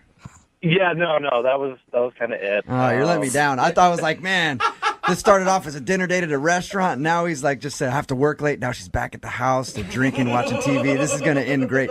So you made out for a little while, and how did everything end with her? I thought at least it went well, and the next day I went to text her just to check up to see how things were, and she never really responded. So have you heard anything from her at all? No, nothing. Was the conversation easy when you guys were together, or was it like some awkward stuff? Well, yeah, looking back on it, I think that I probably told one too many stories about being drunk with my buddies. I'm going to go with I've yes. been in that position before because I have a lot of drunk stories. It's pretty much the only stories I have. And so if I'm out on a date, I realize like, oh man, like every single story that I've said has been about me being hammered. And they're impressive to your bros. They're not impressive to the lady. No, not. You know? See, I had the same problem that Jubal had because I was like, yeah, this is a really great story. I got I'm drunk in that story. I'm drunk in that story too. All right. So you think maybe that she just thinks you're like a party dude or something? That's what I'm afraid of. Yeah. Okay. Oh, yeah. And that's why I wanted to call you guys because, I can legitimately have a normal date where we go to dinner and I don't talk about how I got drunk with my buddies all the time. All right. I feel like, and the ladies can correct me if I'm wrong on this, but I feel like if you do that, if you talk about being drunk all the time, maybe a girl will look at you like, oh, you're not the type of dude. Yeah. And that's the thing. I'm afraid, because it was a first meeting that she may just have the wrong idea. And I would love the chance to make it up. Explain it to her that you're not always drunk. All right. Well, we'll play a song, come back, call her, and get your second date update, all right? Thank you. Okay, hang on. Moving 92.5. Brooke and Jubal in the mornings. Second date update. All right, Jake is on the phone, and today he wants to call a girl named Eliza. They met at a wedding, ended up having a date back at his house. He made her dinner. They watched some TV, made out a little bit, but then she left, and he hasn't heard a thing from her. The only thing that he thinks went wrong on the date is maybe he told one too many drunk stories, and maybe it turned her off. Because girls love it when you're on a first date, and you're just like, yeah, me and my buddy Chet, we're just like crushing beers. Oh, I got another story for you. It's about when me and my buddy Chet were crushing beers. It's like, so he feels like he kind of did that number, and now she's like, I don't know if I want to date this dude. He seems just like a kind of a douchebag. Would that be an appropriate breakdown of your date, Jake? Unfortunately, yeah. All right. Well, I'm about to dial the phone number. Any last thoughts before we get her on the phone? I really do think that I can make it better. I really do think I can. Okay, cool. Well, I'm going to dial the phone number, see if we can get her on the phone. Okay? Okay. All right, here we go.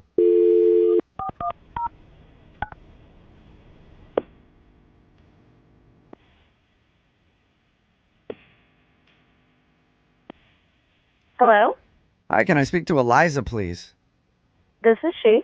Hi, Eliza. How are you? This is Jubal from Brooke and Jubal in the Morning, the radio show. Do you have the wrong number? I don't think so. Is your number 63855? Yeah, that's my phone number. Okay, then you're the Eliza that I want to talk to. How you doing today? Okay, I'm fine, I guess.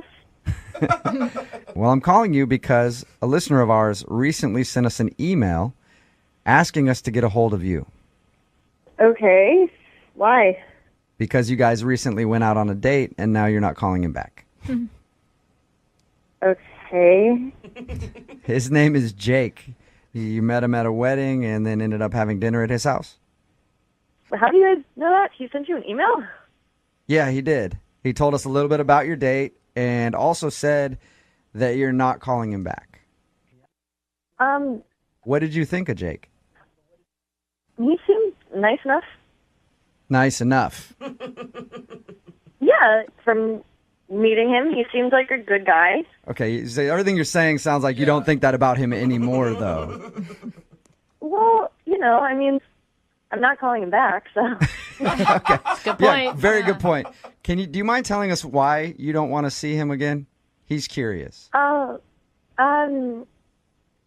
he kind of canceled our dinner date and invited me to go back to his place, which, I was a little skeptical about if he was just trying to get me, to go back to his place and have dinner there and whatever, but. He told us about that, and I thought the same thing, because I even asked him when we talked to him, and I was like, that was a great excuse to get you back to his house, but he was 100% legit. He was working late. Yeah, it sounds like a lie. But did you enjoy dinner and everything with him when you went over to his house?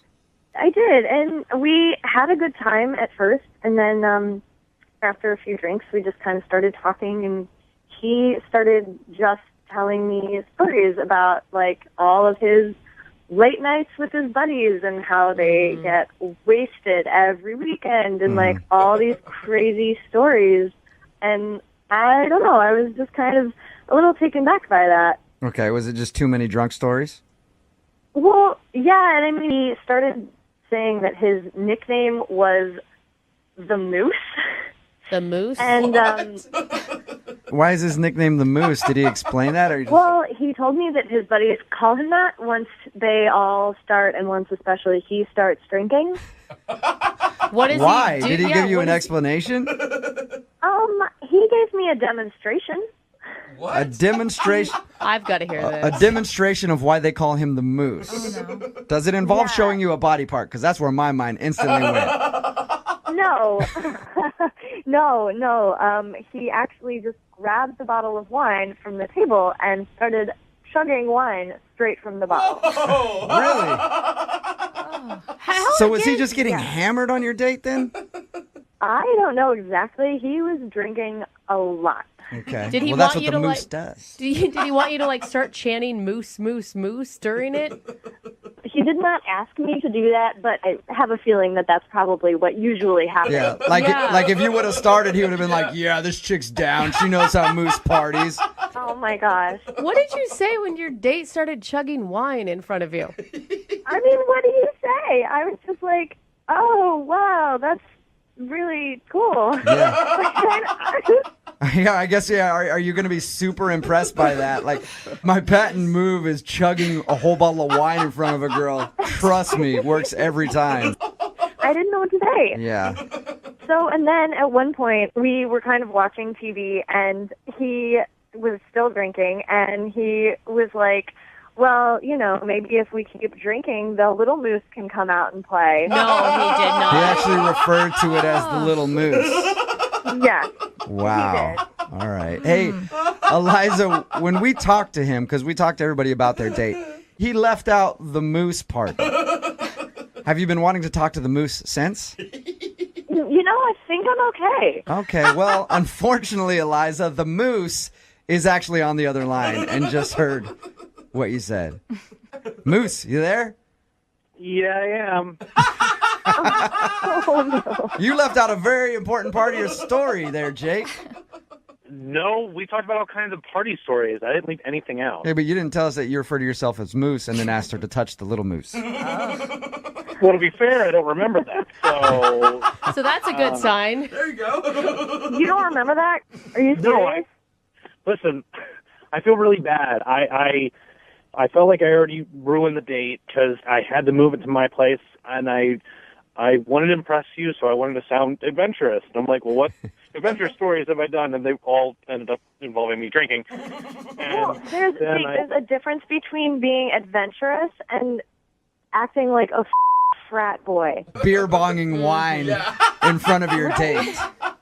I'm sorry. I'm a fun guy when I party, and I wanted you to experience the moose. Ride the antlers. That's what I do sometimes. Jake, getting drunk on a first date and calling yourself the moose is just it's not cool. And I'm looking for somebody who's more mature than that. Yeah, I know, and you know what? And I made a mistake, and I feel bad. Once again, I was nervous. I wasn't making the best decisions. I was nervous because I liked you. And Eliza, you couldn't have hated it that much. I mean, you did make out with them. Yeah. Yeah, and I kind of regret that, but... You regret that? You regret making out with me? Uh-oh. The moose is loose, it sounds like. Jake is upset.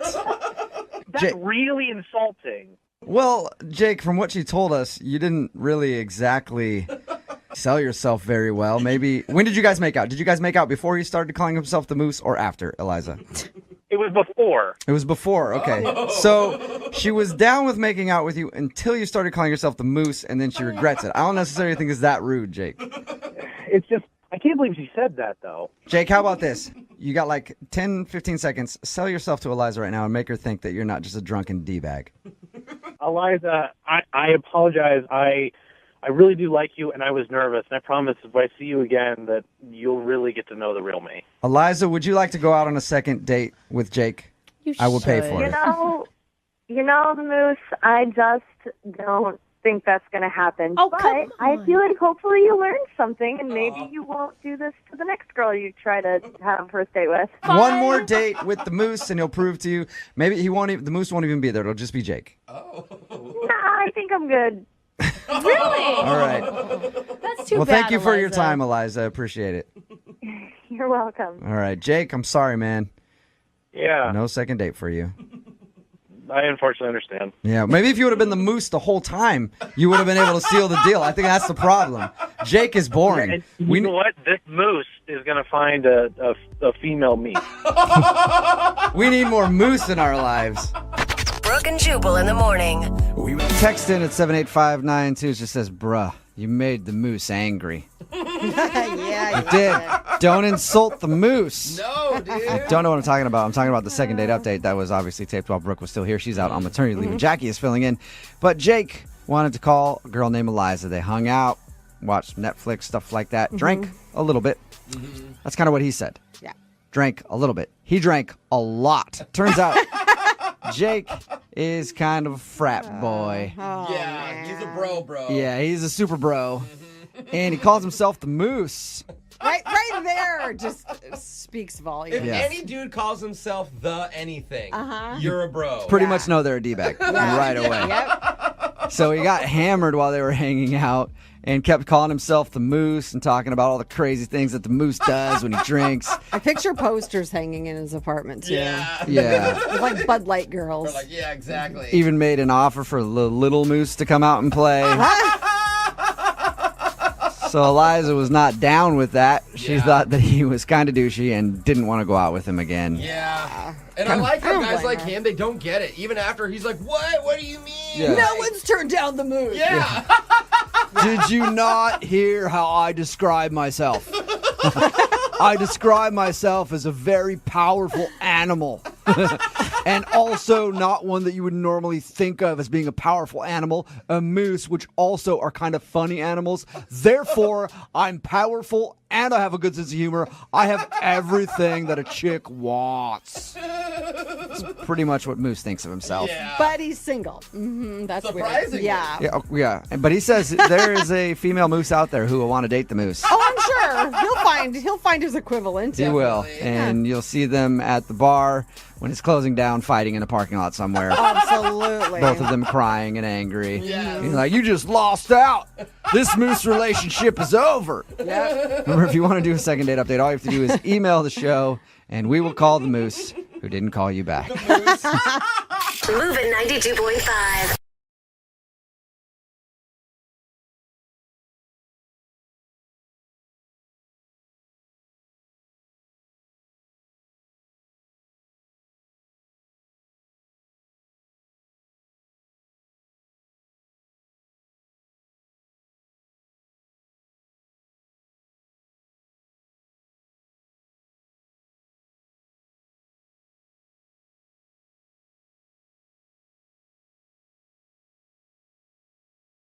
Moving 92.5. Second date update. I feel like modern dating has gotten so crazy lately. Sometimes you just have to take a page out of the old 1950s dating book. As a woman, I'm going to go with no on that one. No, I'm saying just go back to the basics. Keep it simple. Okay, Take your like best what? gal to a movie. Split a cherry Coke. Okay.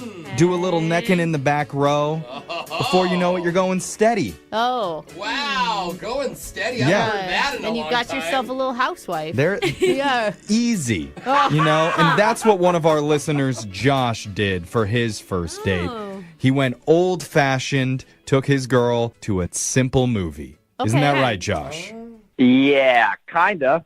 What do you mean, Oh, kinda? How is that a kinda? Like you either went to the movies or you didn't? We went together, but didn't go together.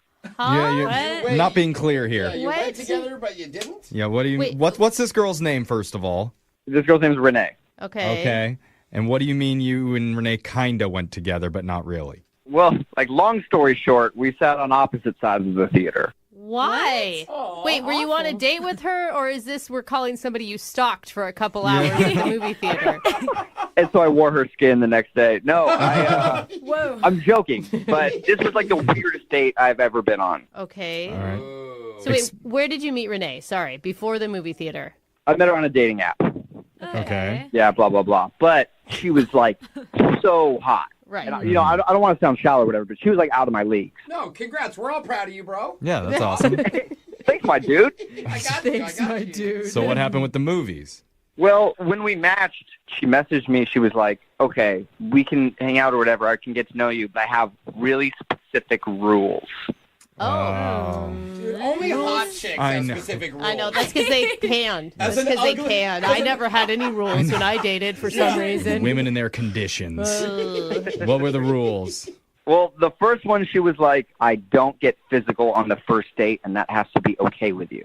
Of course. I mean, Okay, yeah. that's an understandable rule. I thought there was going to be something crazy, Yeah. like you have to buy me steak dinner at a certain restaurant. Actually, I think the girls that don't want to get physical on the first date are the most quality women that are Oh, holding get out. out of here, Oh, well, Jeffrey. come on. I wasn't saying that as a dig at you. I'm just the saying. quality, if the a- ones that don't sleep around, the ones that don't like They are sex. boring. Oh, No, give me it's a not break. boring. All right, It's just, prude. it shows that they know their own value and they're not going to give it up on the No, first date. we were back to her rules. What were her other rules? Yes. Yeah. Okay, so she only had one other rule, Okay. and that was that we should see a movie, but we're not going to watch it in a traditional way. She was like, I'll meet you in the lobby. We'll share a snack for like 15 minutes or whatever and talk. Okay. And then when we go into the movie, we will sit on opposite sides of the theater. What? Why? She said at the end of the movie, if you feel a connection before when we were talking, you walk to the center of the theater and we'll meet up and get a drink. And if not, then you just turn and go down the aisle and we don't have to see each other ever again.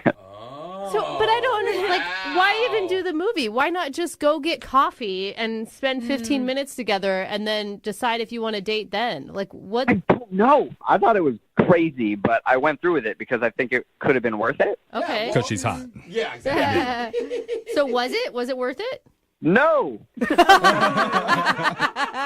What happened? Well, I met her and we like shared popcorn in the lobby. And I thought we had a connection. We were like laughing and we had a lot of the same interests and stuff. All right. It was great. And then like at one point she looks down at her phone and she's like, oh, the previews are about to start. I guess we should go in. Okay. Yeah, you don't want to miss those previews. Yeah, and like before I could even say like, oh yeah, that sounds good, she was already up and walking away. That's not a good sign. Did you? I mean, like, I would have been like, oh man, I blew it. Yeah, well, part of me thought that, and then part of me was like, is this just part of the rules that I don't understand? Maybe you were already hitting it off. She could feel she wanted to kiss you, and she had to leave. It does feel like some weird initiation into a club. She's trying to be untouchable. Yeah.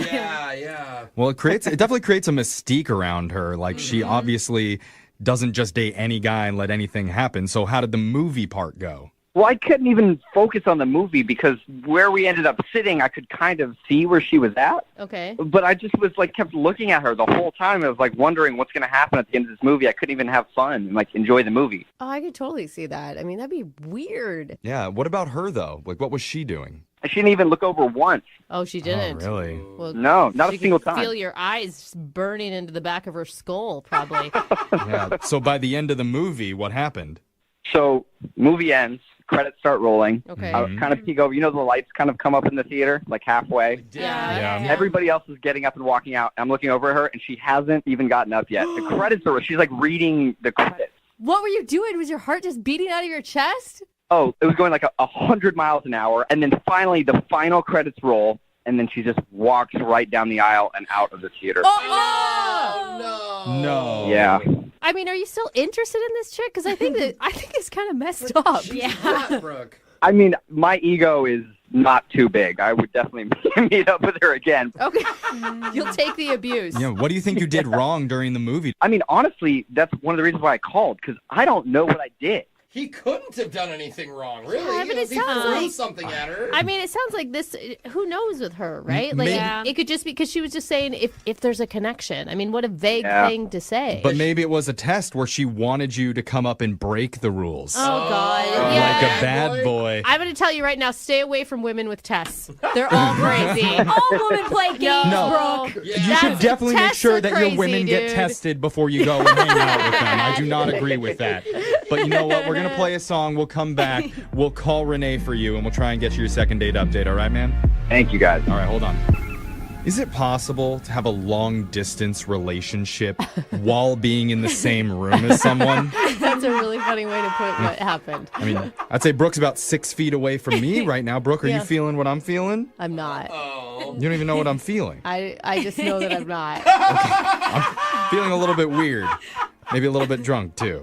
Okay, But maybe I am. Maybe, Yeah, okay. you're right. You're right. All right, there's something there. But one of our listeners, Josh, told us he went to the movies with a woman named Renee, and she had some of the most extreme rules and conditions anyone could possibly put forward for a first date. Because she said they were going to meet in the lobby, talk for a few minutes while eating snacks, and then they could go into the movie, but they had to sit on opposite ends of the theater so that they wouldn't have any physical contact, because we all know kissing out of wedlock is a sin, and if you do it, you go to H-E double bendy straws. Stop it. And she never said that was why. She just said that it was part of her rules. She said she wanted no physical contact. But it could have been something else. It could have been I don't know. I think it's a game, or she really doesn't like Well, after the film was over, she said if they felt a connection, they could meet up again in the middle of the seats and then go out for a drink. That was the agreement. And Josh was okay with that. The movie happened, lights came on, and Renee walked out. No explanation for why. And the sitting waiting for her to decide through all the credits even. Oh. And Josh, you guys barely hung out before, right? Like, how long were you together in the lobby before? Couldn't have been longer than 15 minutes. See? So Wow. what could he have done in that Ha- time? have you tried to call Renee? Yeah, I've texted her and tried to call her, and I haven't gotten any responses. Oh my God. I'm really impressed that, like, as she's walking out, you didn't just scream, why? Well, you have that opportunity now after you hear what she says, because we're about to call her. You ready to do this, man? Yeah. Okay. I'm nervous. It's like I'm back in the movie theater all over again. This won't be that brutal. It won't be that brutal. Okay, well, I hope. let's dim the lights down like it's in the movies, and we're going to call her right now. Here we go. Watch your hand. Hey.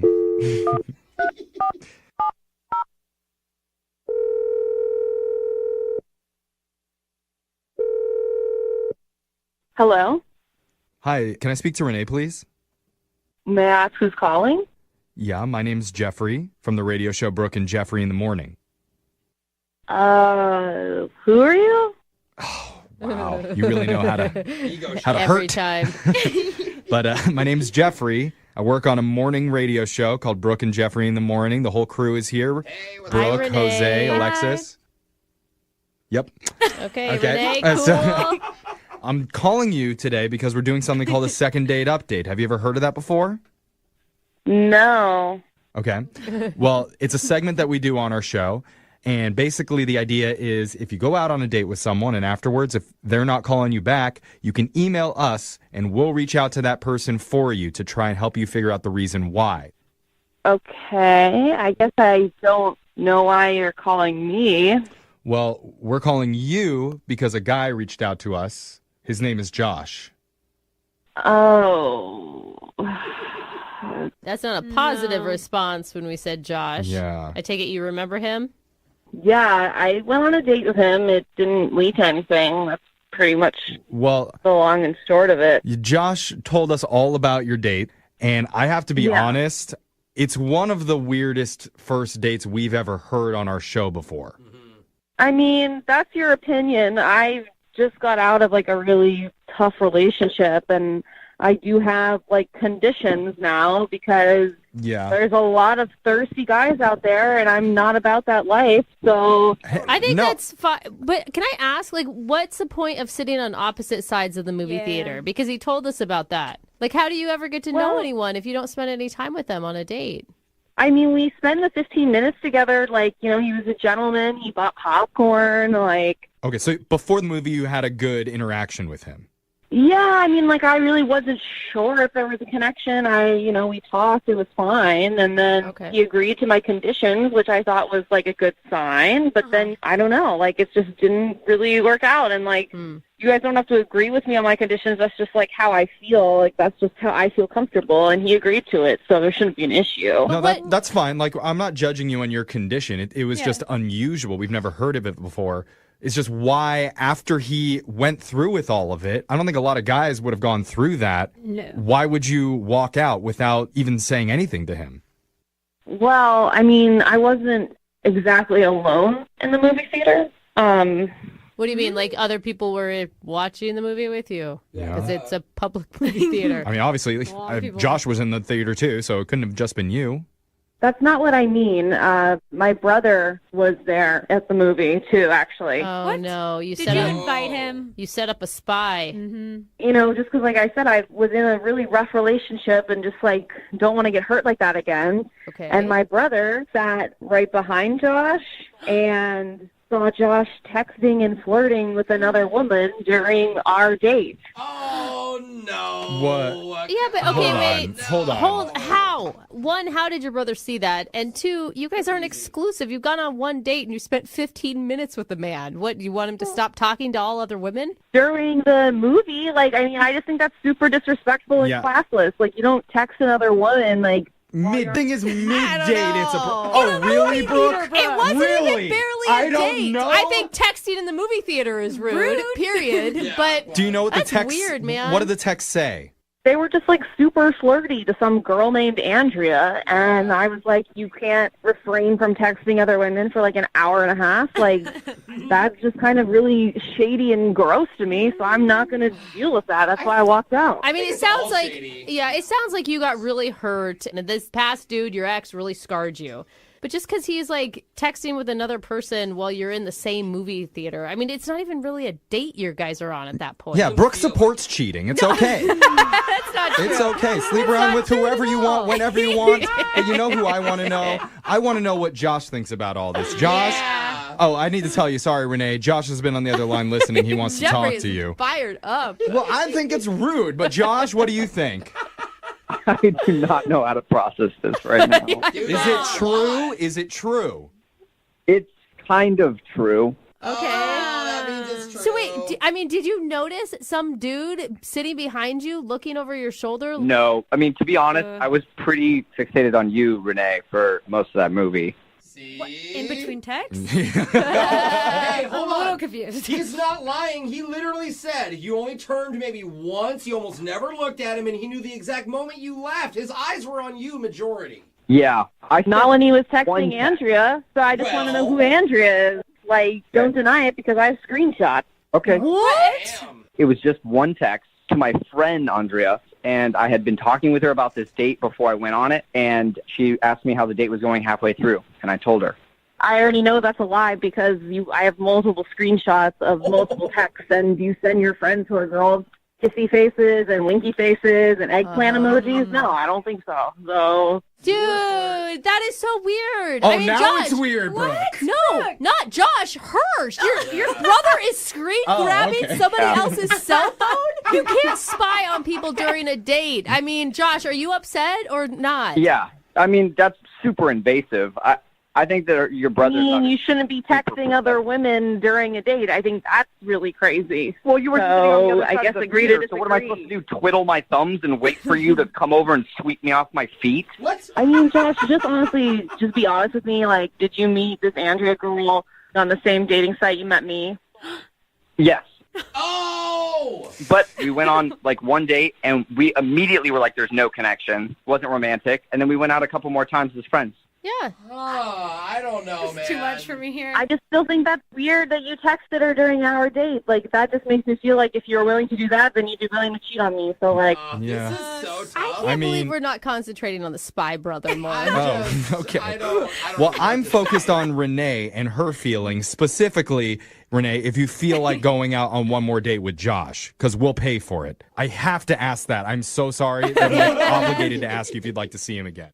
I think probably not. I already don't trust this person, so it's kind of a moot point to go out again. Oh, Renee. Josh, what do you feel?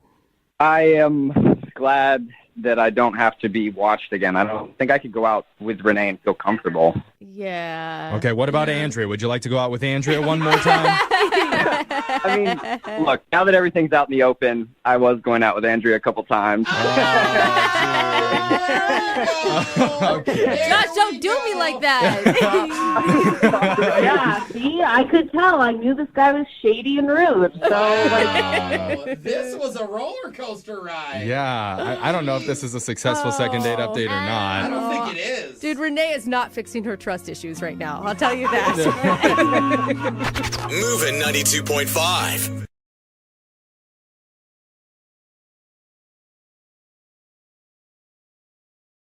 Lincoln South Food Hall in Bellevue. Fitness for foodies. From carb-loving meat eaters to vegan and everything in between, we've got you covered. Grab a quick lunch or come for happy hour. You'll leave craving more. Order online at lincolnsfh.com. Moving 92.5. Brooke and Jubal's second date update.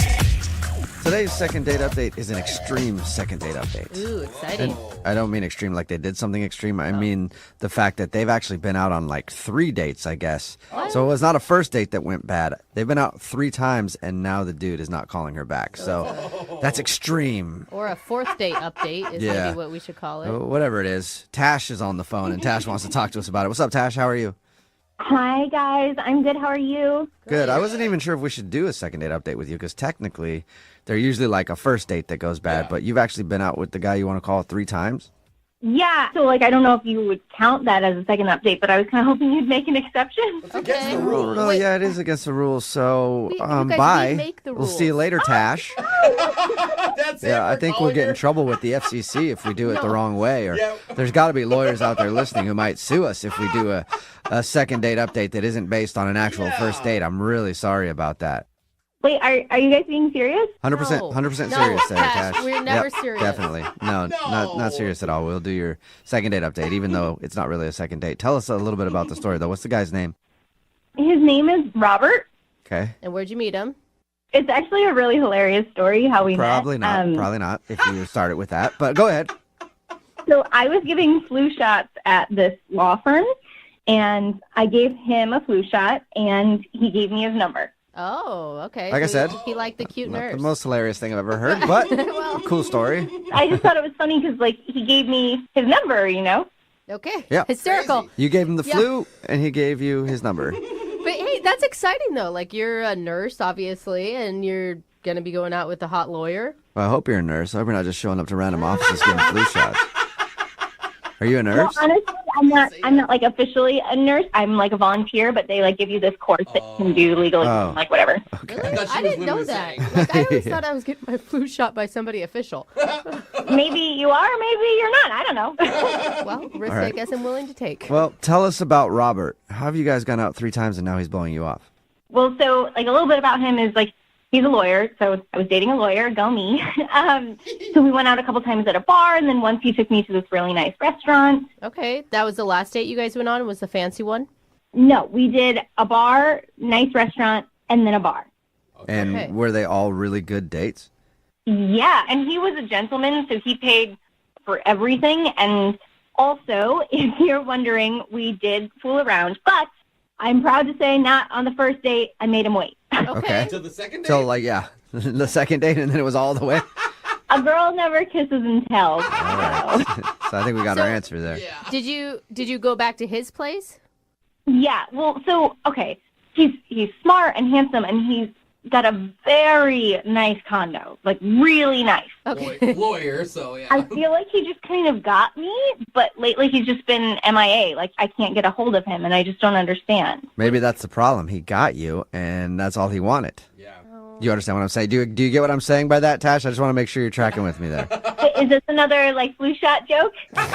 No. I'm saying maybe he just wanted to hook up with you, and then he did, and that's why he's not calling you back. Yeah. Oh, yeah. I mean, I've heard of guys who do that before, but he's definitely not one of those guys. Well, and the thing is he's a lawyer, so he's obviously really busy.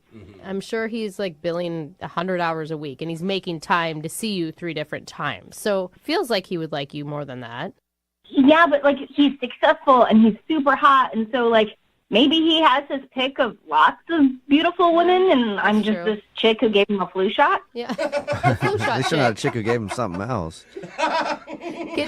Medical attention Yeah. in general. There is one other thing, though, just because, like, I know that he's, like I said, he's a lawyer, and he's hot and successful. Like, I don't know if maybe he is dating other people as well, and there was just this one time where I came to his door, right, and he made me wait, like, 45 seconds before he let me actually come in. So, like, he was there, he said, hi, hold on, and he made me wait, like, 45 seconds, so I don't know if he was putting away pictures of other women, or he was, like, finishing up a phone call. Do you actually, like, open the door and then close the door and tell you to hang on and then open it again? Correct, yeah. Okay, that's kind of weird. Little sketch. Did you Maybe guys- this place was dirty. Maybe he was just trying to clean it up.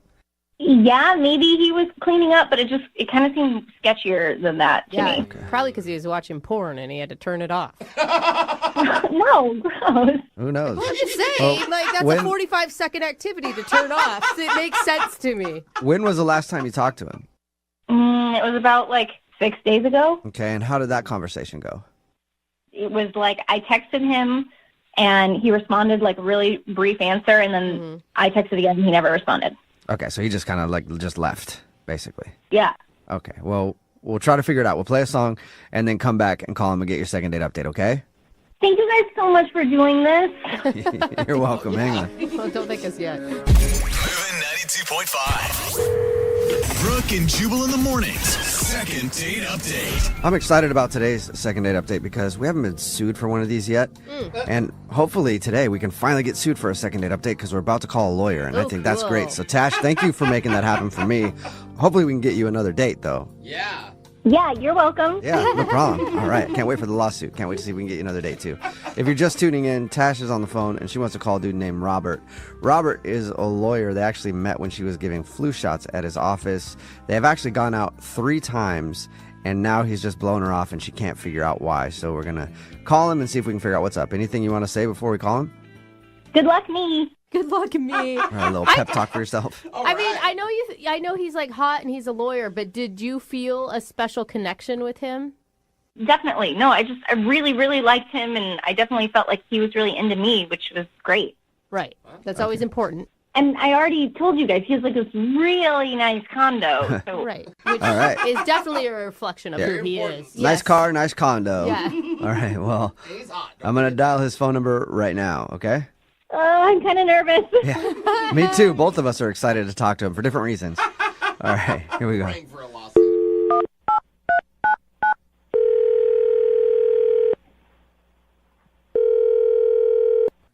Hello? Hi, can I speak to Robert, please? Yeah, this is Robert. Hey, what's up, Robert? How are you? This is Jubal from Brooke and Jubal in the Morning. Okay. Okay. Do you know what that is?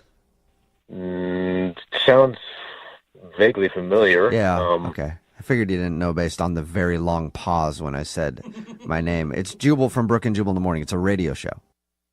Yeah, I've heard of you guys. Okay, cool. Well, Thank you.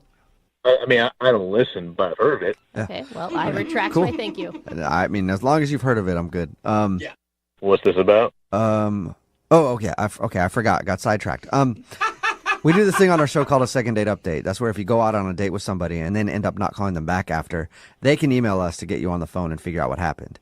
Okay. Okay. And so we got an email about you from someone who you've actually been out on a few dates with. Really? Yeah. Her name is Tash. Oh. Right. Okay. No, that's not good. No. Not good. It's not good. I just think it's better that I don't see her anymore. So, yeah, I think that's I can't. Is there a specific reason? I mean, she said she really liked you. You guys went out on like 3 dates. No, she's great. I mean, you talk to her, you just let her know that it's just there's a big misunderstanding, and I'm not quite sure how to fix it. Okay. I mean, from what you're saying to me, big misunderstanding. Can't see her anymore, even though she's great. Are you cheating on somebody? Oh, no, nothing like that. No. Okay. Well, it sounds like you feel bad about something. I kind of do, because she's very pretty and she's funny, and Okay, so you said to tell her that you're sorry that you can't see her again. If you guys could just tell her that I'm sorry, I can't see her again. But that's what I'm saying is if you like her enough to be like you're really sorry about it and feeling bad, don't you think you should give her some closure so she knows why you stopped talking to her?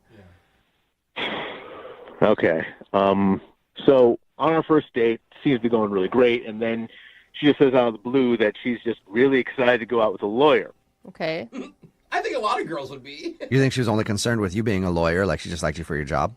Well, the thing is, if she's really excited about me being a lawyer, that's the sticky part, because I'm not. Oh. Oh, what? What do you do at the law firm then? Yeah.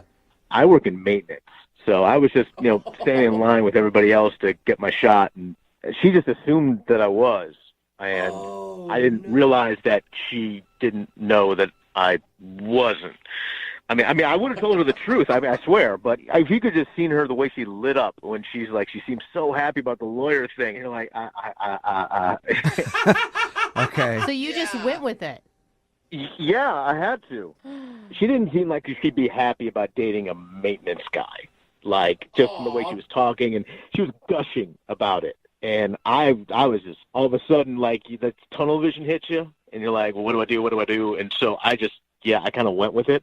Okay. I didn't expect her to want to go out with me again, and I talked to one of my buddies at the firm, and he let me borrow his I can't believe I'm telling you this. He let me borrow his condo and his car. What? Oh, yeah, because she mentioned that you had a really nice place and a really nice car. You took the lie that far that you're borrowing someone's house? I didn't know what to do. I was just, I mean, I liked her, you understand, I liked her a lot. And I didn't think she'd like me back if I wasn't. All of a sudden, at this point, I'm stuck. So I just tried really hard to look and sound like a lawyer, and it's what I did. Oh. I mean, I feel horrible now. I mean, I can't keep this lie going. It's just too much. Yeah, I know how that feels to keep a lie going and you feel bad about it, because I've been keeping a lie going for a few minutes now, and I feel bad about it, because guess what? She's on the other line listening and wants to talk to you. Wait, what do you mean? I mean, she's on the other phone line and wants to talk to you. Tash, are you there? What's going on, Robert? Are you really not a lawyer? What? That's the first thing. Just come clean. God, no, Tash. I'm not a lawyer. At best, I clean lawyers' toilets. Oh my God! Wait, is it also not your condo? It was really nice.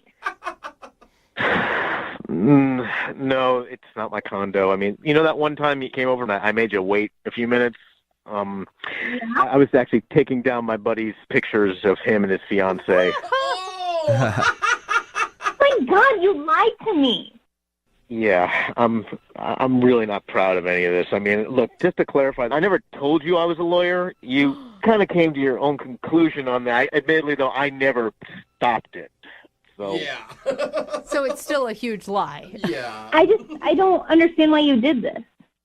it's like I said before. I mean, I like you a lot. You're probably one of the most amazing people I've ever met, and I'm a janitor, and you're like a nurse. I mean, you got like a really great job, and just you're awesome. Robert, I'm actually just a volunteer. I'm not really a nurse. That's right. Oh my God, what did you guys talk about the 3 times you went out? Neither of you know anything about each other. Actually, she did ask me a lot of lawyer things. I mean, last time that we hung out, you were actually trying to get free legal advice, and you kept asking about your parents' will. And I'm like, I'm going to have to do some more studying because my brain was raised. I couldn't Google fast enough. You're literally You're like acting like you're texting, but you're Googling legal terms? Pretty much, yeah. I'm just so blown away by this. I can't believe this is happening to me. Now, are you more upset that he lied to you or that he didn't trust you enough that you would be okay with what he really did? Everything you said? Okay. All right. So, all right, well, would you like him if you knew that he was a janitor? Would you have gone on a date with him? I don't know. Sounds like a no to me. Yeah, it does. Is that what you want to be your whole life? Absolutely not. I mean, doing this to pay the bills. I enjoy watching lawyer TV shows, and I was thinking maybe I might go to school to probably try to actually become one. Hey. But I gotta work. Yeah. I actually really like those shows too. So you're kind of like pre-law then? Pre-law. Yeah. I mean, I guess you could call it that. I mean, I'm really, really interested in going to school for it one day. Hey. Oh, there you go. Okay. That changes things. Okay. Oh, wow. All right. So, Robert, let me ask you this. Would you like to go on I guess it'd be a 4th date, but I'll say 2nd date just because that's what I say. And I can't get out of my flow or I'll get all messed up. Robert, would you like to go on a 2nd date with Tash? We'll pay for it. You can find out what she actually does for a living, too. Hey. I would. I mean, like I said, I think she's great. Awesome. Tash, you said yes. You could have a date with somebody who's pre-law now, just not a lawyer. You want to go? I mean, yeah, I'd like to go out with a lawyer in training. Yeah, you know what they say. Yeah. Date a law student, marry Yeah, a exactly. lawyer. I guess, hold on, real quick. Robert, I do have one question, because, when are you going to take the bar? Is that coming up? I heard you have to, take that test. He's probably got to do some Googling. We'll let him Google that and find out. But in the meantime, congratulations, Tash. You got a 2nd date. And Robert, congratulations. You got a date as well. Yeah, you Wow. guys are the best. Yay. Thanks, guys. This is unexpected. It's totally awesome. Yeah. Congratulations. You got a date and you're officially pre-law. Brooke and Jubal.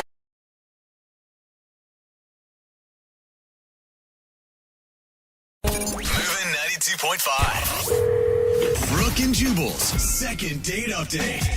A lot of people think one of the keys to dating is if you're ever challenging a girl to a game, playing pool, bowling, something like that, you let them win. No. But that's not how you do it. You beat them down handily, and then you gloat in their face. No! And that is the best way to score a date with a girl. And that's exactly what Henry did, who's on the phone for a 2nd date update right now. He challenged her to a race, beat her, and then gloated. And now he's wondering why he's not getting a call back. I think I might know why, Henry.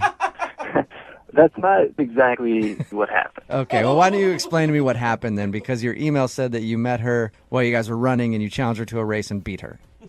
Right. So it was a 5K, and we met while stretching. I was stretching. We were both alone. Both alone stretching? That sounds very intimate already.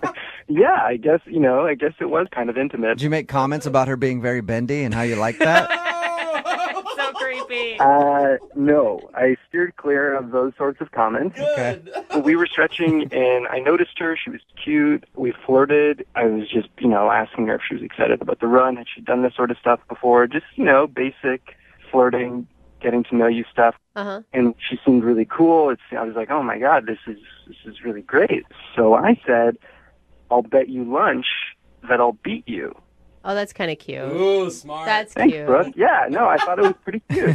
I mean, it's just your way to make sure that you can buy her lunch. Yeah, the whole time I was going to buy, I wasn't thinking I'm going to hold her to buying me lunch. It was just a way to ask her out. Yeah, I'm sure she understood that. So you ended up beating her and then... I beat her handily, of course. And you're still bragging about it? I'm a good runner. theater. I waited for her, not in a creepy way, but I was just there. Everyone's having some water. I was there, and we, exchanged numbers, and we went out for lunch. All right, and how did lunch go? Really good. I mean, I really liked her. She was really cool and funny. It was easy, and I paid for lunch again, so... So I didn't, make her pay for lunch. Why'd you laugh after that? That sounded weird. Like I paid for lunch, if you know what I mean. No, I felt like you guys might think that I made her pay for lunch because of the bet. You should have. No. Yeah, I mean, you a bet's a absolutely bet. should have made her pay Jubal's for right. lunch. No.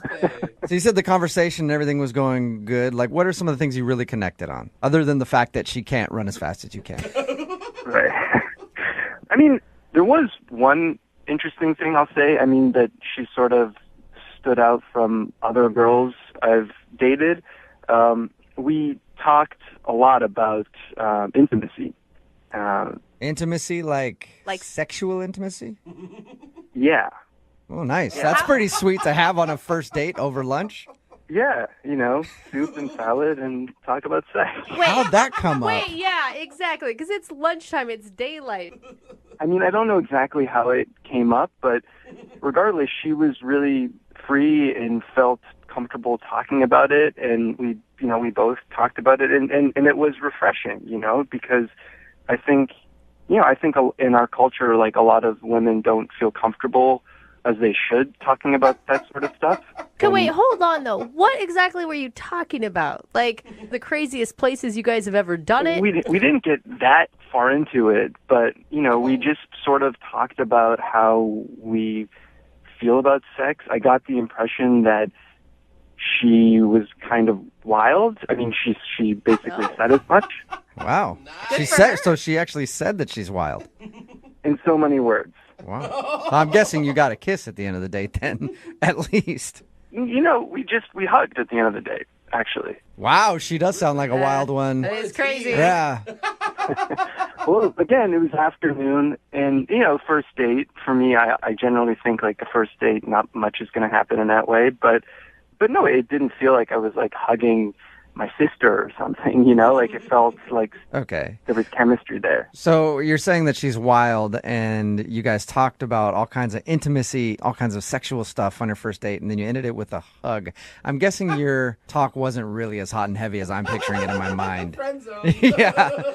It's like one time I kissed the guy on the cheek. Ooh, she's a naughty girl. No, trust me, it was more than that. I know it might not sound like a lunch date hugging, but like it was pretty hot. All right. Well, if it was so hot, then why do you think you're not getting a call back? I mean, I don't know. I texted her after. I didn't hear back. I waited a couple days. I texted her again, and I still didn't hear back.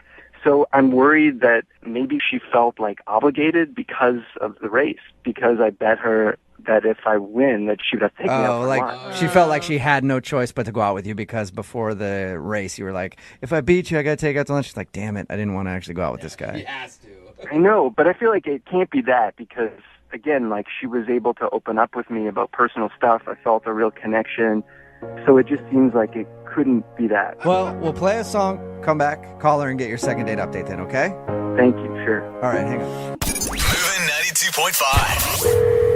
Brooke and Jubal in the mornings. Second date update. If you're just tuning in for today's second date update, Henry is on the phone with us today. He wants to call a girl named Leslie.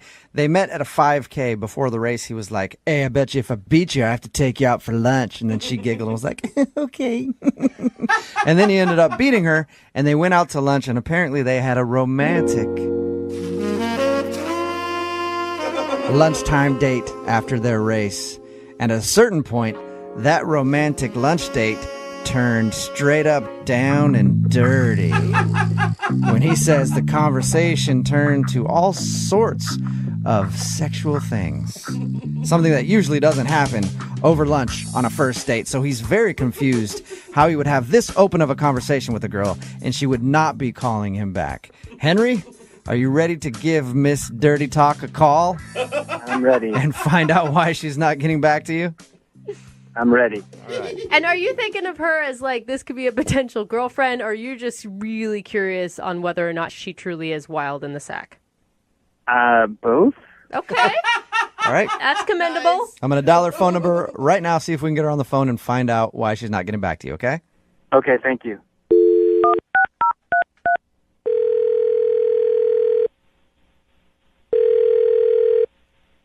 Hello. Hi, can I speak to Leslie, please? Yes, this is her. Hey, Leslie, how are you? This is Jubal from Brooke and Jubal in the Morning. Hi. Hi, how are you? I'm okay. Who is this? Jubal from Brooke and Jubal in the Morning, the radio show. What exactly is this regarding? It's regarding somebody that you recently went on a date with. What? Yeah. You recently went out on a date with somebody that listens to our show, and you haven't been calling them back. So he actually emailed us to see if we could get you on the phone and find out why you've been blowing him off. Who is it? His name is Henry. Oh, Lord. You remember Henry? He said that you guys met at a 5K and then went out for lunch after? Yeah. Okay. Is there a reason why you're not calling Henry back? He says he's tried to get a hold of you a bunch. There definitely is a reason. Do you mind sharing it with us so that we can tell him? I don't even know what happened. It was like, when I met him at the road race, he was really funny. He was, telling some jokes, and I thought that was kind of cute. And He said that he made a little bet with you before you guys started running. yeah, he did. That was, it was kind of cute. It was a little cocky, but it was cute. All right, well, it sounds like you liked him a lot, so what was it that turned you off? Well, it was a normal date at first. We sat down and we were talking about my job. Uh-huh. And then all of a sudden, out of nowhere, the conversation went from my job to sex. Oh, and what? Yeah. Yeah. What do you mean? How do you even make that transition? I have no idea. All of a sudden, he started asking about me and my sexual experiences with other people and other women, and I was like, what? Where did this come from? And just out of the blue, nowhere, he just goes down a weird sexual path on you. Yes, out of nowhere. It just caught me off guard. I didn't know what to do, so I just went along with it. Oh, my God, you did? Yeah, what would you do if you were in my situation? Yeah. Like, he just started talking to me about multiple partners, and I was stuck. I had no idea what I was doing. It was like an out-of-body experience, really. We talked to him, and he said that you guys both mutually started talking about all kinds of sexual stuff. No. He definitely brought it up. And all I wanted to do was get out of there. That was all that I was thinking about. Like, how can I end this lunch so that I can, leave as fast as possible? Why didn't you tell him that those are totally inappropriate questions during a lunch date and you're just not comfortable? I guess I was so in shock about how the conversation just took a turn sexual. That is so weird. We talked to him, and like I said, he was just like, oh, she started talking about it, and then we both started talking about it. I had nothing to do with it. And actually, at one point, he said, and I quote, "Oh, I'm totally into that. I'd be down for that." And I didn't even say anything sexual at all.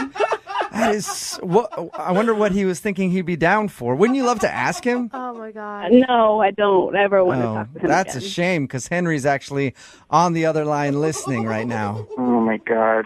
Henry. He's on the phone? Yes, he is. Henry, how are you going to explain yourself? What were you doing? I don't understand.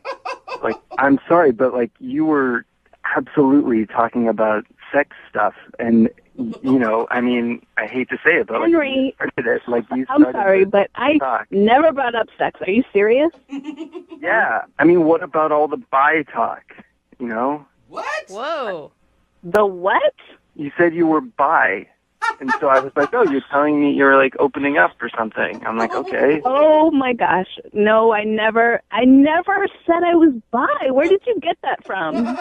You said you were. You said you were bi-coastal. And so I just, I started.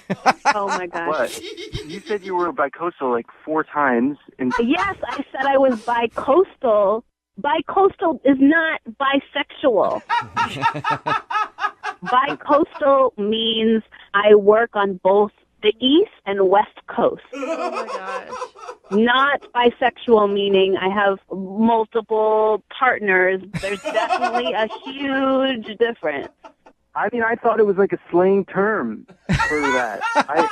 No. I mean, who No, says bi-coastal? Who says bi-coastal like that? A lot of people say bi-coastal, Henry. People that are bi-coastal. Are you serious, Henry, right now? Oh no. I don't know what to say. I thought that's what it was. So you launched into a line of questions about her sexuality because you thought that she was confessing to you that she was bisexual? Yeah, I guess that's what I thought. Oh, Henry. Yeah, bi-coastal is a very popular phrase for people that work on both the East and the West Coast. And so was it after she said that you were like, ooh, I'm into that? She just jumped into it. She kept talking. She kept talking about it, so I thought, oh, she wants to talk about our sexualities. Okay. Henry, you are such a dumb. I mean, come on. I don't know. Everything that I really genuinely thought it was like a slang term. I'm not an idiot, and I thought you were trying to ask me if I was into it. So I was trying to be encouraging. I'm not like homophobic or bisexual phobic or something. Obviously not. You're actually very pro bisexuality, judging from your conversation. Henry, either way, I mean, mix up or no mix up, you don't ask about sexual experiences on the first date. Oh, come on, Leslie. You can see that it was a mistake. It's almost endearing. Thank you, I guess. That's the word right there. Hey, Leslie, would you like to go out on a second date with Henry? We will pay for it. Yeah, come on. On whatever coast you want to be on, you freak. Henry, I don't know that I can really look at you seriously anymore after our first date. I'm sorry. Oh. Okay, well, I'm sorry too. Sorry, I wish Henry. you the best, though, and now I hope that this was an educational experience for you, and you can take this and into your next dating experience. At least you learned a new word today, Henry. And just out of precaution, I just want a tricycle is a bike with 3 wheels, in case anybody ever brings that up, okay? Yeah, I'll pass the vocab test now. Moving 92.5 presents.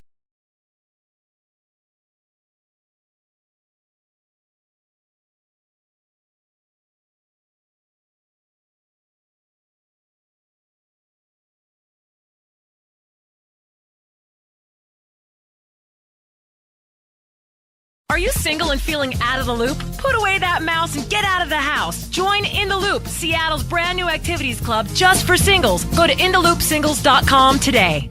Moving 92.5. Brooke and Jubal's second date update. The guy on the phone for a second date update today is a man after my own heart. Uh-oh. He took his date out to get some shrooms on What? their first date. That's right, some mushrooms. Like psychedelic mushrooms? No, like regular mushrooms. Oh, my It's not gosh. not as cool as it sounds. It's Brooke and Jubal in the morning. Kevin, how you doing? Hey, guys. Hey, man. How are you? Good. So your email says that you took the girl that you want to call today, you took her out mushroom hunting? Yeah, I got to forage for mushrooms, actually, yeah. Oh, that's Cool. Cool? How did that come about? How'd you meet her? Well, I met her on a dating website. Okay. And did you just hit her up and were like, hey, I know where all the good mushrooms are in town. You want to go find them? Well, we were talking, and she seemed like she was into outdoors stuff. So, I figured it'd be kind of different to go do something cool outside instead of doing like the usual movie thing. I think yeah, it's like a go cute. to a bar, go to a restaurant, whatever. You decided to take her into the forest and hunt for mushrooms. Yeah, and I brought I made her a sandwich and stuff like that. So it was like a meal and a mushroom forest. That's actually an adorable date. I just don't know if I would head out to the forest with a guy I'd never met and only talked to online. Did she seem to enjoy the mushroom hunt? Yeah, she was really tentative. She listened really well, and What do you mean she listened really well? Like, well, because I from an outside perspective, mushroom hunting can seem kind of, lame and not so exciting, but it actually is very exciting because you can actually die if you don't really know what you're doing. There's a lot of different types of mushrooms. pick the wrong mushroom, you could poison yourself, I guess. Exactly. You can die from eating one, or one can taste really, really good. And Right. you know the exact texture and color and how they look and all that. And so she was really into listening to all of that. And she asked questions, and she seemed to be really into it. She seemed to respect the mushroom. I like that about her. Yeah. Is this the first time you've taken a woman out for mushroom dating? Mushroom dating. Yeah, it actually is. And how long was your guys' date? I mean, is this like a 3-hour activity? Yeah, it was about 2.5. Okay. And what's the highlight? Well, we got a ton of mushrooms, first of all, which was really great because you don't always. Sweet. Sometimes the conditions aren't right and they don't grow. Yeah, that's got to suck, huh? Yeah. That's got to be a bummer when you go out there and hunt for mushrooms and you don't come back with any. I would be really upset. Yeah, it's like fishing. Yeah. Yeah. So we got a bunch of mushrooms, and we took a little walk up to the top of a hill, a little mountain, and ate our little picnic.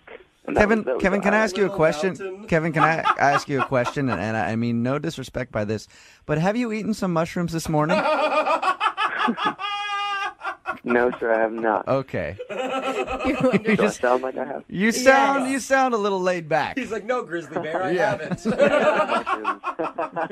Are you always this chill, Kevin, or can you be a little bit more lively on a date? Oh no, of course I can turn it up. I can really turn it up. Turn up for mushrooms. Turn up for mushrooms, exactly. All right, so mushrooms aside, why do you think she's not calling you back? I don't know. Maybe she thought it was weird that I took her mushroom hunting. But usually girls like different guys and different people. Mm-hmm. I try to be a different person, and I am. And so I don't know. Did it seem cool at the end of the date? Did you make plans to go out again? Yeah. We came back to the car with all of our mushrooms, and I said, maybe we could go on another date where you come over and I cook you like a mushroom stew. That's cute. All right, so And what'd she you go out, say? find mushrooms, and you're going to make her a nice meal with all of the mushrooms that you guys found. Yeah. All right, and she was into that idea? Yeah, and it was pretty cool because she gave me all of her mushrooms. Sweet. I don't know if that'd be a good sign or not. It'd be more like, I don't trust what this guy told me. Did you guys kiss or anything at the end of the night? Was there any contact? No, there was not much contact because it was the first time, so it wasn't like, All right, so you said, I will make the mushrooms that we found. I'll make you dinner. And have you texted her and tried to make plans for that? Has she responded to you at all? No. How many times have you tried to get a hold of her? 3. Okay. All right, there's not a chance that she could have got one of those poison mushrooms, took a bite of it when she got home, and is no longer with us, is there? No, it could be a possibility, but I hope not. All right, well, we'll play a song, come back, call her, and get your second date update, all right? Cool. All right, hang on.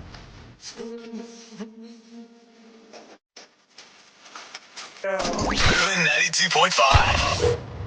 Brooke and Jubal in the morning. Second date update. Ladies and gentlemen, it's an honor to have a celebrity joining us for today's second date update. His name is Kevin, the Mushroom Hunter. He's hunted mushrooms from far and wide. He can take down any mushroom anywhere, from a giant portobello to a small tasty shiitake. It doesn't matter. Kevin, the Mushroom Hunter, is there. That's good, Jubal. Hey, Kevin. Yeah. Have you ever had such a great intro before? No, that was pretty cool. He sounds so badass. Yeah, he does. Oh my God, I do. Kevin took his date out mushroom hunting. He met her online. They went out to forage for some mushrooms. He thinks that she had a good time. At the end of the date, she actually gave him the mushrooms that she found, and he said, well, maybe on the next date, we can cook these mushrooms in a nice dinner. And she said, yeah, but he hasn't heard anything from her. So we're about to call Julia and get her on the phone and find out why she would refuse a date from Kevin, the mushroom hunter. No woman can turn him down. All right, Kevin. Any last thoughts before we call Julia? No, I'm okay. All right, cool. Well, I'm going to dial the phone number right now, see if we can get her on the phone and get your second date update, okay? Perfect. Here we go.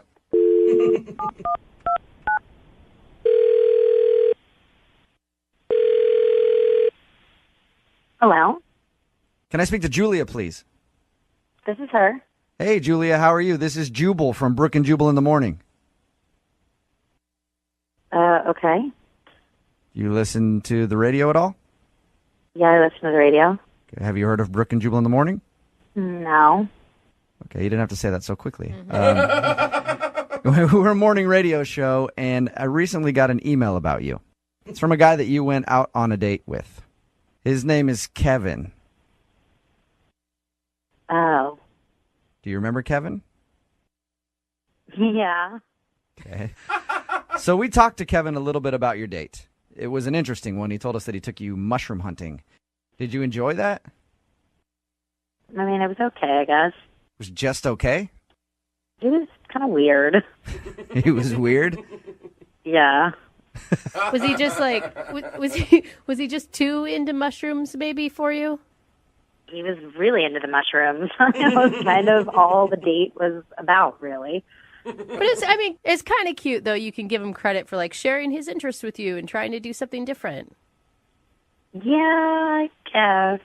No, I don't though. No, it was a really weird date. It was really weird. I mean, he took me out to the forest and we looked for mushrooms. What kind of date is that? Is that not the normal date that you usually go on? No. But we messaged back and forth for a while, and he finally asked me out, and he asked if I wanted to go get some mushrooms, and I said, hell yeah. Oh, were you thinking a different kind of mushroom? Well, obviously. I like to go out with my friends and party and have an awesome time. So he didn't say to you, do you want to go mushroom hunting with me? He just said, do you want to get mushrooms? And you were like, let's do this. I've got some tickets to see Diplo this weekend. Oh, my gosh. That is exactly what happened. I thought we were going to go out and have a wild time and get some mushrooms, and instead we went to the forest and searched for them to put on mushrooms like burgers or something. Oh, my gosh. When did it actually dawn on you that you weren't going to be doing psychedelic drugs? About halfway through our picnic when we were sitting in the forest and looking at birds. You're like, those birds are actually real. I want to see fake birds that are in my mind right now. Exactly. We're just not compatible. I'm just about having a good time. Okay. And at any moment during the date, did you think about telling him that? There were a couple times that I thought about it, but I just didn't think it would even be worth it. I didn't think he'd get it. And also I was in the forest with some guy I didn't know. I didn't want him to, I don't know. Yeah. Well, what would you say to him if you could tell him anything right now? To be more clear about what kind of mushrooms you want. Okay, well, you can actually tell him that right now because Kevin is on the other line listening. What? Yep. No. Yeah, Hey, Julia. Oh, my God. So you thought when I said, let's go out and get some mushrooms, you thought that I was saying, let's go do drugs? I mean, yeah. But it's a first date. Why would we go do drugs and trip on shrooms on our first date? I mean, why not? I like your attitude. Why not? I love to go out and have fun. I mean, I've said that. I thought you got that. I had absolutely no idea if that's what you wanted. It's fine. I'm into doing my fun things, and you're into doing your stuff. Well, just because I don't do shrooms doesn't mean I'm not fun. I'm definitely fun. Really? Prove it. What is your idea of fun? Going in the forest? I just think you don't understand me because I am actually a lot of fun. Every weekend I actually go bowling with my childhood friends. And, you know, we get beer and we get a couple pictures and, you know, it's I do fun stuff too. You go bowling and take pictures and that's fun. Okay. I didn't say pictures, I said pitchers of beer. We get crazy. Really crazy at the bowling alley, huh? Okay. But Kevin, I'm sorry. It's just this. I have very different ideas of fun than you. My idea of fun is going and staying out all night, literally all night, having whatever pills people offer to me. Oh my God. Dancing to EDM music throughout the night, and that's it. And 24-hour ragers, man, like that's my idea of fun. And your idea of fun is going into the forest. So I just don't see it happening. I stay up late too. I can stay up late on you know, I can do 24-hour parties. It doesn't sound like it, Kevin. No, it's not a bad thing. That's just you. Just be you. That's fine. I do have to ask, Julia, would you like to go out on a second date with Kevin? We'll pay for it. No, that's okay. Okay, that doesn't really surprise me very much. Kevin, are you okay with that? I mean, I guess I am okay with that. I'm fun. I know I'm fun, and I guess I just have fun in different ways and kind of better ways. All right, Kevin. Well, that second date didn't work out for you. I'm sorry about it. But there is a girl out there who will like to hunt for mushrooms with you, I'm sure.